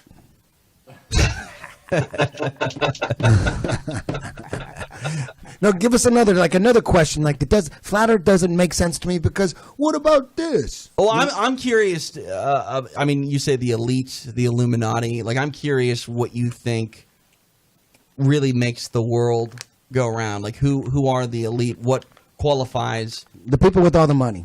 I'm sure it has something to do with the international bankers. I'm sure it has something to do with the Rothschilds. Rothschilds could be a big, that could be a hoax. Maybe they created the Rothschilds so that we can be accusing the Rothschilds of this and that. Maybe there are no Rothschilds. I don't know. I'm not sure. I don't know. But whoever has all the money, those are the ones that are controlling shit. I just call them the Illuminati. Maybe they call themselves the Illuminati. Maybe they don't. Or you could say the elite. You could say the globalists. You can say the people running shit, the establishment. Do they have anything to do with the Masons? Do you believe all that stuff? Yeah, I think. Well, when all the astronauts are Freemasons, and it seems like, like Neil deGrasse Tyson's a Freemason. It seems like anybody who's internationally famous throughout time, I think they're part of. I don't think you can be internationally famous throughout time like Isaac Newton and Einstein. I think all those guys, they're part of the trick. They're part of the club. That's what I think. Do you think that there are a lot of Masons then, a lot of Freemasons that are not actually in on the bit? Yeah, the low-level guys. Like, you say, I work for the UFC. The UFC is maybe, do you think the Fertitas brothers, when they owned the UFC, were telling their employees what was really going on? It's just like, You think I tell the white belts what I'm going to do? White belts have no idea what I'm going to do. Yeah. I don't tell them I don't even learn their names. Let alone tell them what's going on. All right, how about this? I'm just kidding, white belts. I love you. How about this? I'll bring it back to MMA for a brief moment. Pat Miletich is a Freemason. Michael Chiavello is a Freemason. They're probably low level. I'm challenging you to a super fight right now. Pat, you and me, son. Bring your Freemason boys. I'm going to donkey guard you. I think the people at the top, maybe it's not the Freemasons. I don't know. It's just it's a coincidence that all these famous people in positions of power, the astronauts, the Freemasons. I think there's a club, like a Illuminati type club, and Freemasonry is part of that. Maybe there's a few clubs like that. Maybe it's not the only one, but an awful lot of fucking Freemasons are in positions of power. And then when you look at Albert Pike, he wrote, like in the 1870s or something, he wrote the Freemason Bible, and it's talking about Lucifer and how that's the god they worship, and that's Satan. And this is where I get lost with all this stuff. This is where you start losing me with all this guy said that. I'm like, dude, I don't care about any of that. I've never seen curvature. I've been high as fucking airplanes and on mountains, and it's all flat. It's all connected. I know, but that's where you lose me, man. Because words get distracting. You know what I'm saying? With what I've seen, I've never seen curvature. I've been high as fuck. You know what I'm saying? I've seen water, the way water works. Just the things I can observe, I see flat Earth. I hear a lot of talk and a lot of like Bible stories that also say flat Earth. I hear a lot of like this guy said this guy, this whatever, blah blah blah. What I see is what I see, man, and I see flat Earth. I'm curious.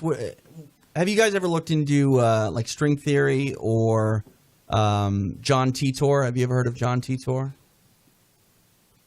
Anybody? Gab, string theory? Yeah, I know string theory. Yeah, it's in the name, theory. Yeah. Yeah, but have you guys ever heard about John Titor, the guy that showed up and said he was a time traveler? Posted some stuff online, predicted YouTube really before. I believe it. I don't know why, but I do. Like, do you think things like that could be real?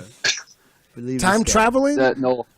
No, I think again we need to pull this back to what is practically, provable, what is observable. Trust your common senses. Go back to natural science. All the hearsay, imagery, and all these other things, they're red herrings. They're there to distract us. So can I ask, I don't think you can find any real knowledge that way. So I agree with the. Sorry, I've forgotten your name. If I was a shill, if I was a paid shill, I'd go to flat Earth conventions and just constantly interrupt with like, "Do you think Bigfoot is real?" Well, okay, so Star Wars is real. What about Loch Ness? Let me ask you this then. Let me ask you this one. I would be a great shill. I would be fucking you shit would out. crush the shit out. I would say, folk. I would man. say flat Earth. I would somehow connect flat Earth to Bigfoot. I would make them like somehow. Don't give them any ideas, like, man. It has everything to do with Bigfoot. What about aliens? You think that we're the only intelligent life? Are you guys biblical flat earthers? No. No, not at all. No, I'm not religious in any way, and I think the question needs to be shelved until we understand where we are. I do entertain thoughts about creation and where it comes from, and if we are created. But I've been an atheist all my life, and since I've looked at the flat Earth, then I do entertain more thoughts about that than I did before, which I think was part of the indoctrination to throw the baby out with the bathwater. But no, I'm not religious in any way. Hey, you got to think about it though. If it's proved 100%, and we all accept it, the Earth's flat, the Bible was right. So that means there is a God. That means y'all's gonna have to go to church on Sunday again. So be careful what you wish for. Yeah. That's Sundays, man. That's like a 3 hours out of your day. You say the Bible says that the Earth is flat. Do all religions believe that the Earth is flat? I mean, they fight amongst themselves on that. For I sure. think they wouldn't all agree. As with far as I know, I think all the ancient religions, the Mayans, the Hindus, I think they had a flat Earth model. I think that's why today we believe dumb people, religious people believe in flat Earth because they actually did. Is that correct? I'm not that sure. I think I saw an Eric Dubé video and he was talking about, or maybe it was Santos Bonacci. You guys know that guy? Santos Bonacci. Yeah, I've heard of him. You heard of him? He's really into tying Hinduism with flat Earth, and he's saying that they had it all like. I don't know. I got to go back. It was late one night. I had too much seizure medication, and I got lost in some Hinduism and flat Earth. It was like, what is this? Takes you into veganism. Flat Earth led me to vegan videos. Are you serious? You said that earlier, Jeff. Is that true? Is that absolutely true? Really? Yeah. Why? Yeah. Isn't Eric Dubé a vegan? All these guys, because I don't know, the Flat Earth video leads you to people who are hiding great things from us and exposing horrible things to us, and one of them is the way they treat animals and the way they treat animals that we're eating. And then, I got baked, I saw that, I was very empathetic, and the next day I was like, dog, I'm not touching anything that has animals in it anymore. Look at this. Are you vegan now? I'm trying, and it's hard. Are you guys vegan? You guys vegan at all? Yeah, I've been vegan for about 3 years. Oh shit! You guys, I'm trying. It's hard. This is flat Earth lifestyle. Yeah, like let's jiu-jitsu, flat Earth. Jiu-jitsu very well. I think we need to get in on the ground floor here and start making T-shirts, and we can borrow the MMA vibe. Borrow the MMA vibe. We can do flat out clothing, like tap out, but flat out. How about it? Veganism, flat Earth led me to this drink, basically turmeric. I was dying. My joints were killing me. I was doing jiu-jitsu every day, and I was flat earthing, and I was learning about new diets, and I was like, what do I do? Why do my elbows, knees, wrists, ankles, every joint hurts? Not the muscles, the joints, dog. What do I do? And the guys, I did some research, and it led me to turmeric. Started taking turmeric every day, and I swear my joints haven't hurt since.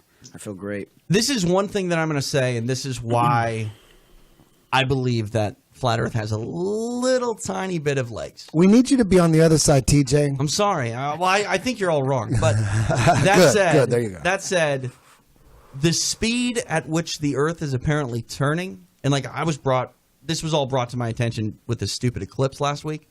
How come we're not just flying off everything? That's what I don't understand. Exactly. Like, we're going way too fast. 600,000 miles an hour. One way, 600,000 miles an hour. It's like being in a car, right? You're in a car inside of a ball. You're in a ball, but you're in a car. The car's going 600,000 miles an hour, right? Right. But you're spinning in that ball 1,000 miles an hour, and then you're skidding sideways 60,000 miles an hour. See, I can't even get on the tilt-a-whirl. Is that correct? Did I do that right? It's like you're going three. Yeah, that's approximately right. Three incredible motions at the same time, and we don't feel shit. Yeah, exactly. Let's pull it back to that. There's not one person on this earth that can claim that he can feel any spin whatsoever. And if you have to be able to trust your senses, right? If you didn't trust your senses, you would be a dead man within a week. You wouldn't be able to cross the road. You wouldn't be able to feed yourself. You'd miss your mouth when you tried to drink a cup of water. Yes. Yeah? So, if you deny that your senses actually, that you can trust them, then you're on to buns, as they say in Scotland. It's a completely fallacious argument. So the fact that nobody here on this earth can even feel themselves spinning is also proof enough that we aren't. You would think like every now and then, I mean, they claim we're going 600,000 miles an hour one way, and to me, it's 600,000 miles an hour is 600,000 miles an hour. It isn't like, oh no, in space time, it's actually barely moving. Or something. It's 600,000 miles an hour. When do you come to the end of the road? The crazy thing about it is people have no problem believing in endless balls and endless planets, endless balls. No problem. Like, oh yeah, the universe is endless balls. But when you say endless plane, oh, that's ridiculous. How could there be an endless plane? No, but endless balls. Yes, endless balls. That's fine. No, they have no problem. Anything that Neil deGrasse Tyson said, he could just say, the Earth is actually a pear. And people are like, okay, the Earth is actually a pear. The Earth is a pear. Did you hear the Earth's a pear? Neil deGrasse Tyson said it's a pear. And people just believe that shit. It's incredible. Where's the picture? It's a pear now. Show me this pear. Can you say endless balls like 3 more times? Hey, you know what? Can you find that Neil deGrasse Tyson pear Earth? Find that and play that shit. I'll grab it real quick. I think this is why people believe in endless things is whether or not you believe. Not on an endless plane. Endless balls, yes. Endless plane.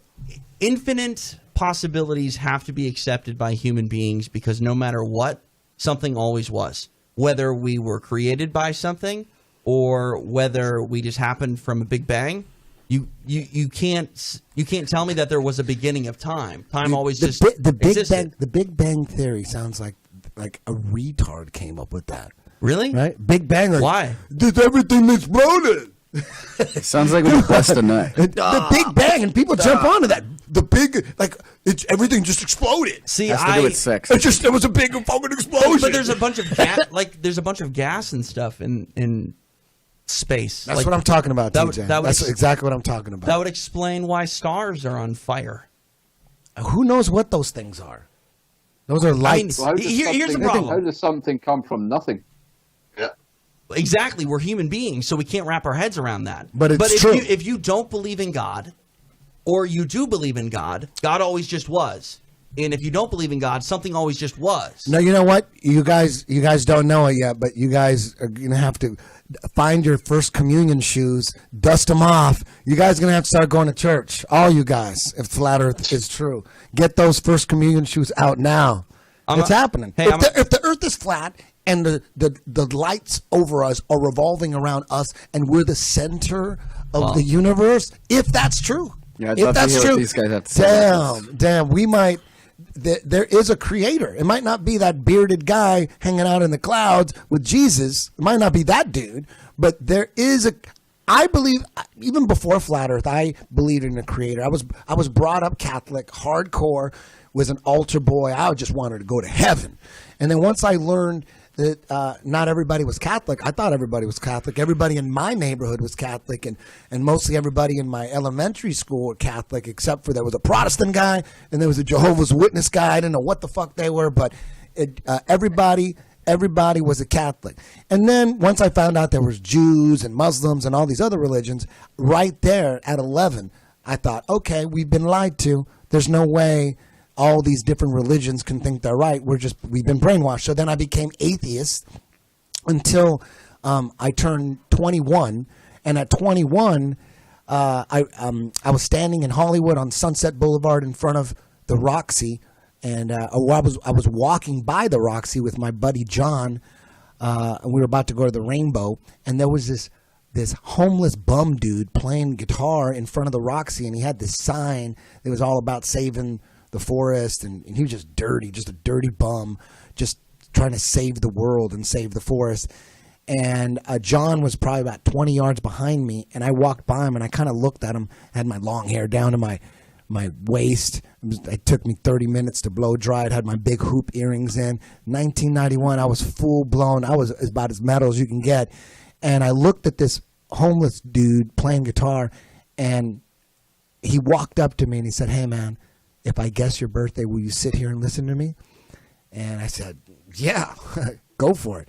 And he said, May 15th. And I'm like, what the fuck? How did this guy guess my birthday? So I wasn't convinced at that. So I said, John, John, come here. I said, guess his birthday. And he looked at him and he said, March 31st. And right there, I'm like, holy shit. What are the odds that he guesses both our birthdays? This homeless dude? Well, it's so from that point on, I knew there was something else. There was some kind of dimension that either some spirit told him the answer, or he could read my mind, and there's some stuff that we can't see that he can see, and he had some powers. I didn't know how to explain it. I mean, what are the odds that a guy comes up to you and guesses you and your birthday? 1 in 365.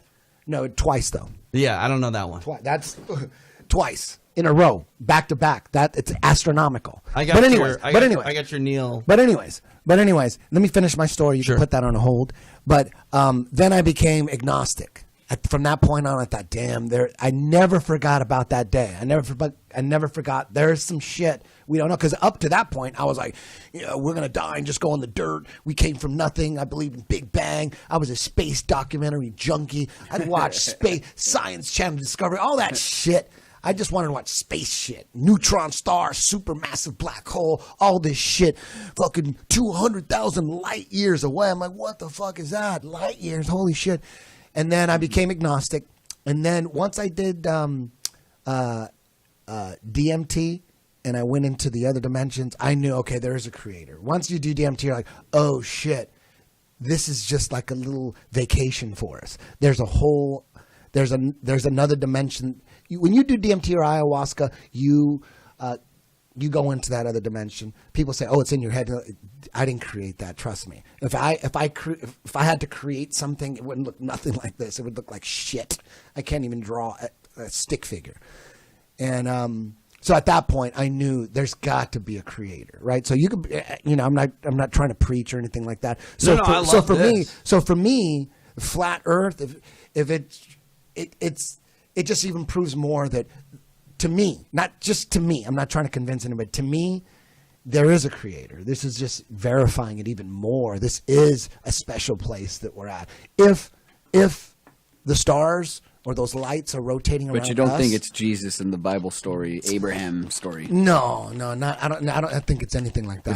But you also don't throw that idea out the window either. No, I think that God and Jesus and all those biblical stories. I think it's a Jack and Jill way to explain to kids. Like allegories? I mean? Yeah, it's like metaphors and stuff like that. Do you think it's all relatively the same language, but things get lost in translation? It also says kill homosexuals in those books too, so... Yeah, well, I know. Of course, most of the stuff in the Bible, of course, when you could kill someone for charging interest in the Old Testament and that kind of shit. Well, let's just say that religion is real, 100% verifiable. It's real. But what religion? What religion? It doesn't really matter, because my point is if you have a story and it's passed down from generation to generation. It's like if I tell Jeff something, he goes and tells someone on the street, and it's a big game of telephone. Yeah. And now you're talking about telephone with different languages. So all of a sudden, some guy's going to tell the story. He's like, you know what? I don't really like gay people. So I'm going to go tell him to kill all the gay people. I'll write that down in the story. Yeah, exactly. And now it's been passed over, for 1,000 years, and it looks nothing like the original message. Yeah. Play that Neil deGrasse Tyson. All right. Play the whole thing though. You got it halfway through. All right. There's a 30-second version of this video. That's too long. Where do you want me to go? There's a version of it that's less than a minute. Look for that one. All right. Tell me if you see it. Just put Neil deGrasse Tyson pear shape, and it's a short one. Is that top one out? That one, the third one. What is that third one? 54 seconds? Yeah, 54. That's it right there. Right there. Listen to this. This is Neil deGrasse Tyson. Button here. Cool audio. Gets wider in the middle. So you spin. When you spin pizza dough, it kind of flattens Can you out. start it from the top? Just from the top. Wider in top the middle. See, right there. So 10 seconds Earth, into it. throughout its life, even when it formed, it was spinning, and it got a little wider at the equator than it does at the poles. So it's not actually a sphere; it's oblate, and officially it's an oblate spheroid. That's what we call it. But it's killing me. Can you just play it? I'm playing it. Oh, okay. It's just buffering. TJ, you had one job, bro. You had one job. It's I have many slightly wider jobs. below the equator than above the equator. Man, this is A little chubbier. A little chubbier. Yeah. Chubby's a good word. It's like pear-shaped. Let me start it over. So, he said the key component. so that was it. Yeah. He said pear-shaped. We all heard him say it. I saw him say it. Keeling, my friend back here who doubts flat Earth, did you see that? Yeah, that's your dude right there. He said pear-shaped. He said pear-shaped. Show me this pear-shaped. Pull up your phone on your Google and show me this pear-shaped Earth, please. I'll wait. How about the picture? Man, maybe you could find this. Jesus, maybe it'll work. There's video of the eclipse, the shadow going across. They got a video of the Earth, and then they show the eclipse, the shadow. The one that across, looks just it really goes, fake, right? It goes across. Yeah, it goes across like a shadow, like a black spot. I seen this. Man, I can't believe they're It's releasing so that fake. kind of stuff. Yeah. If I was in the Illuminati, I would fire whoever fucking released that shit. Why? Nobody's gonna do I would anything. They don't care suicide. anymore. At I this would point, they're suicide. just like, look, we're gonna just put this shit They would out. get- There's like 10 dudes who know about it. Like Eddie Bravo is like one of the 10, and then nobody gives a fuck. So they just put it out. Nobody cares. Game of Thrones. What do I search to find this? Yeah, forget it. It doesn't even matter. This You know what? This is what my friend pulled up on his. Tell me what you think of that. It looks great. Is it shaped like a pear? What is this? That's an egg. Now it looks like an egg. And Keeling, this isn't. This is also actually. Yeah. And can you find Don So this is Pettit like a real one. destroy technology? Say it. Put Don Pettit destroy technology. Let's see if that pops up. That's a great video. I mean, Yeah, where he says we destroyed the telemetry data. no, and he it's just says we painful to bring it destroyed. back. He just said that's it right there. Just play any of those. See if it works. Do you have internet that actually I'd go works? to the moon in a nanosecond. The problem is we don't have the technology to do that anymore. We used to, but we destroyed that technology, and it's a painful process to build it back again. I mean, that doesn't mean anything to you, TJ? They destroyed. Why would we have destroyed the technology? Exactly. I don't understand that. There was millions of dollars. Yeah. Put in. That I doesn't would make go any sense. back to the moon in a nanosecond, is what he said. Except we destroyed the technology. You heard it? You heard it? He looked medicated. That's all I want to say. He didn't look well. Dude, the Illuminati should suicide that guy. Suicide him. He's fucking them up. Anyways, did you guys hear any of that? No, I couldn't hear anything. Sorry. So they're not able to hear. They didn't hear any of that. They should have. That's weird. I've seen it before. Okay. Yeah. Hey, I got one real conspiracy theory for you. Okay. What? Pro wrestling. I heard it's fake. Pro wrestling they're taking the model from our government. It's basically the same thing. Well, I think that mixed martial arts has actually taken the model of pro wrestling to run itself. There's no difference between the UFC and the WWE. There's a lot of similarities. A ton of them. There's major differences, TJ. You're losing me. Really? Yeah.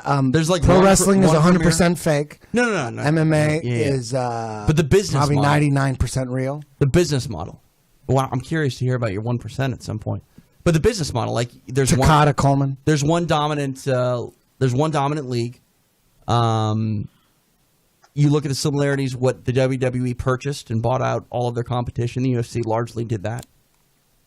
Okay, we're gonna get back to flat Earth though. That's not surprising.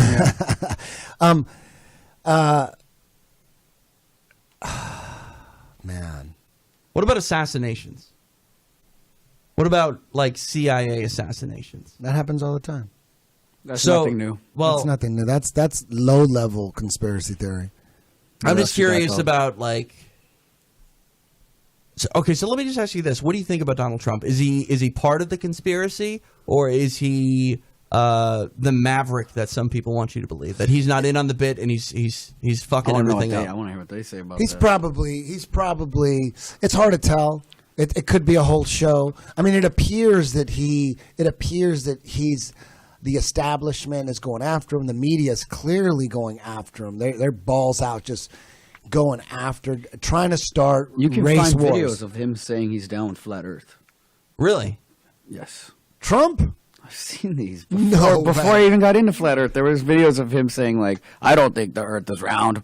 They're lying to us about that. No they lie way. about everything, dude. No I'm telling way. you. I Have you was like- guys heard this? That Trump said something about that he thought the Earth was flat. Have you heard about this? You have? Yeah. Del? Damn, it's true. No, I haven't heard that. No. Dude, you need to look that up. See if you can find Trump. Trump All right. believes flat Earth. Trump flat Earth. Come on. I do know that people think he is a part of conspiracy theories. Which one's not? Yeah, I got it over Exactly. here. I'm curious what foreigners think. Trump flat Earth. Let's see if we got that.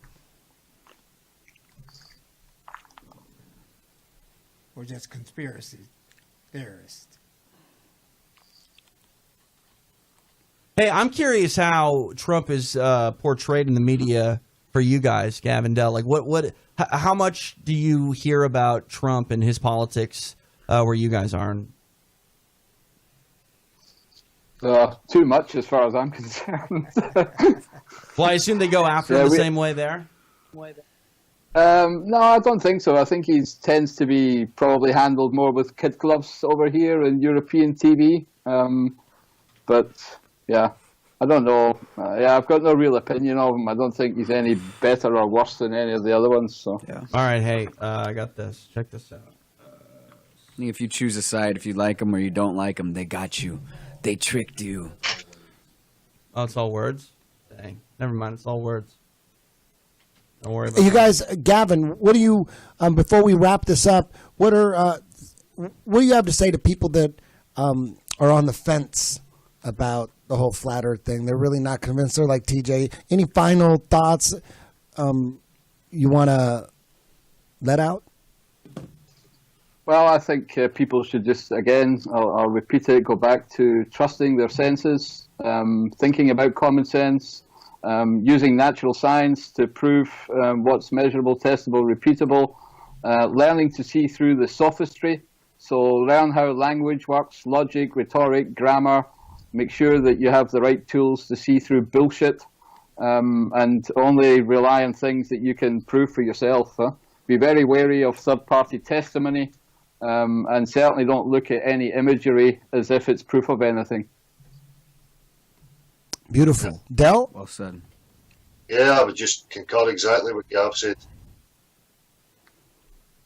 Apparently there is no video of Donald Trump saying that the Earth is flat. Plaster just found... Come on, Jeff. That would have been huge. That would have been in every mixtape, Flat Earth mixtape. Didn't he go on Alex Jones, too? He did go on Alex Jones way back in the day, though. He won't do that now. But no, I've seen him talking about it. What do you guys think of Alex Jones? Has he still got a reality show? His own reality show? No, not Trump. No, that's gone. That's gone. You guys ever listen to Alex Jones? No. Never? I used to listen to him when, say 15 years ago. Yeah. I used to think a lot of the things he said were true, and like most of these people, there's half-truths and truths and a half that hide the real truth. So some of the stuff he said I thought was correct at the time. Looking back now, I wouldn't trust him as far as I could throw him. Really, like what stuff was he saying that turned you off? Oh, I can't remember anymore. I think he's fear-mongering. There's always a lot of that involved in making people scared, and, a lot of unverifiable stories, again, hearsay, things that you can't prove for yourself. So that switched me off at some point. I guess I just matured out of it. I see where you're coming from. I think when it comes to Alex Jones, he's a friend of mine. I've been on his show a couple times. And there's people that think he's a shill, and he's working for the Israel. He's protecting the Jews and all that stuff. And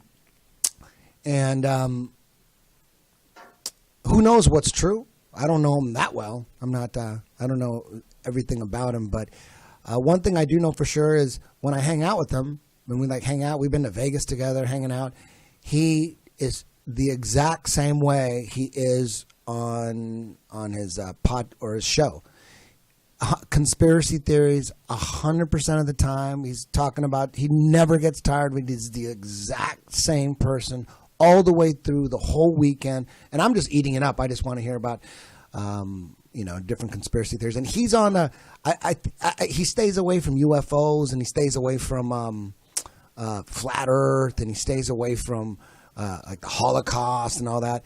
And I think if he's not a shill, I don't think he is. I really don't. I just think that everybody is an expert, like all these conspiracy theorists. They spend all this time on certain conspiracy theories, and that's their baby.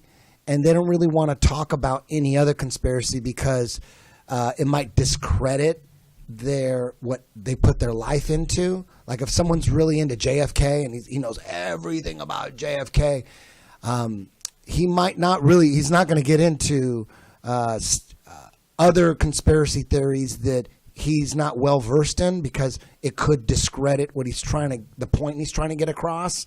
You know what I mean? So I can understand that. You know what I mean? Because I've never met the man, so you've got a better take on that. One thing for sure is he is on the. I found the Donald Trump part. If you let me see, play Donald Trump. He says, Is it a video? I fly a lot. If the Earth was round, I would know it. Oh, okay. Then there's no video. There's no video of a him. lot. No one flies more than me. Listen, I got my own jet. It's the best plane in the world. If it were round, believe me, I would know. The comments came in response to question from AP reporter Charles blah blah blah. I'd have to see video of him saying that. Anytime there's written words. Dude, I found all these. Look at this motherfucker. Then I need a video. You need a video. No, but I mean, you'll find. I mean, I'm not gonna pull it up and be all loud right now. No, that's what we're doing. Yeah, we can find video. Silent. You need to find the video. You can't. Jeff Glover's Donald Trump sort of sounds like Andrew Dice Clay. Yeah. How are we just? Oh no, about Alex Jones again, real quick. When you find a video, let me know. With Alex Jones, it's like there's people out there that believe. We've been raised and conditioned to you can't question the Holocaust, and you can't. You'll be anti-Semitic. It's a thought crime. It's a thought crime. In some countries, you can get thrown in jail. You know how that exists? Like we've been brought up with you better not say anything about the Jews, or we're going to ruin your life. Right? You guys aware of that? It worked, right? Gav, it worked, right? You got to be careful about that stuff, right? As slavery. Yeah, as far as I know, there's lots of countries where you need to be very careful. Yeah, you got to be careful. It could even in the United States where even in the United States where you can't get thrown in jail. I mean, you're not going to get thrown in jail, but if you make enough noise, they can come after you and ruin your life. Right? You guys aware of that? For sure. They've done it. So if you're really into flat Earth, or maybe you're really into JFK and trying to prove that, or 9/11. And you're trying to convince someone who's not into 9/11, you're trying to convince them into 9/11, it wouldn't be a good idea to start getting into your beliefs on the Holocaust right off the top of the bat, right? Because you ain't never going to get to 9/11. They're not going to believe you. You understand what I'm saying? As soon as you start talking about what happened in the Holocaust and what you believe, then your 9/11 speech ain't going to work. And your JFK speech, your Iran-Contra speech is not going to work. Your pedophilia sex trafficking ring is not going to work. People criticize Alex. Is that your rationale why Alex Jones doesn't discuss the flat Earth? Or yes, because if he's trying, he's working. If you're working on I know someone personally that's really, really high in a certain conspiracy theory. This guy's basically. I don't want to give it away, but he's a total flat earther. But he cannot talk about it, and he tells me, please don't bring it up. Don't bring it up. I got to get my message through. He's on a mission. He's got a certain mission, and if he brought up flat Earth, he's going to lose. At this point, is it Joe Rogan? This point, I'm uncomfortable to say that. I'm sorry. At this point, flat Earth, Holocaust stuff. It still will turn people off right away. Right away, you're not going to be able to get your point across. And there's people that handle their business that way. They won't bring up certain things because it will discredit them in the other thing that they're trying to push. And I think with Alex Jones, he's working on the conspiracy theories on the Charlottesville was a false flag, Boston bombing, whatever, getting Trump. He's on a mission to stomp out Hillary, right? He's on a mission. He's on a mission to stomp out the Democrats, the liberals, right? So let's just say he didn't believe in. He thinks. Let's say deep down he knows that North Korea is just a distraction and they're not going to launch any missiles and all that. He knows that. But he'll use that because people believe that he has nuclear weapons. He's going to launch them. So he'll use that to go after the Clintons because then he'll say the Clintons are the ones that sold them the nuclear weapons, but he knows they probably don't even have nuclear weapons. So he's got certain things that he pushes to get his agenda across instead of trying to sit there and spend an hour trying to convince people that North Korea don't even have nuclear bombs and they're just a big distraction. So my point is, I think when you compare what Alex Jones is saying on his show compared to all the mainstream media outlets, there is a lot of bullshit You know, that nothing's 100% true, but even if he's 50% right on and 50% he's exaggerating on some shit and he's just fear mongering, it's way more the truth. There's way more truthful stuff on InfoWars than there is in any other these mainstream media outlets. You understand what I'm saying? So he's like the gatekeeper. Like, if you could believe in Alex Jones conspiracy theories and Hillary and Bill Clinton and their shenanigans and their gangsters, that's what he's saying. I mean, Alex Jones constantly says the Clintons are gangsters, they're corrupt. He's constantly, every day about that. He's going on and on if about. If he goes flat Earth, he'll be out of business. Exactly. And if at this point, people are really sensitive about flat Earth. They get really, really mad. So right now, it's like, he's thinking, why would I get into UFOs and the fucking moon landings and all that shit when I'm trying to get the Clintons out of politics? You know what I mean? So maybe he is a show. I'm not saying he isn't. I don't know if he is or isn't. He's cool to me. He's a friend of mine, and I known him, and I partied with him. We went out, and we drank, and we had a good time together. And he's the exact same guy, same voice. He talks about he can go conspiracy theories all night, without. He'll wake up in the morning and call you, and then have breakfast and still conspiracy theories. So my point is, I think that.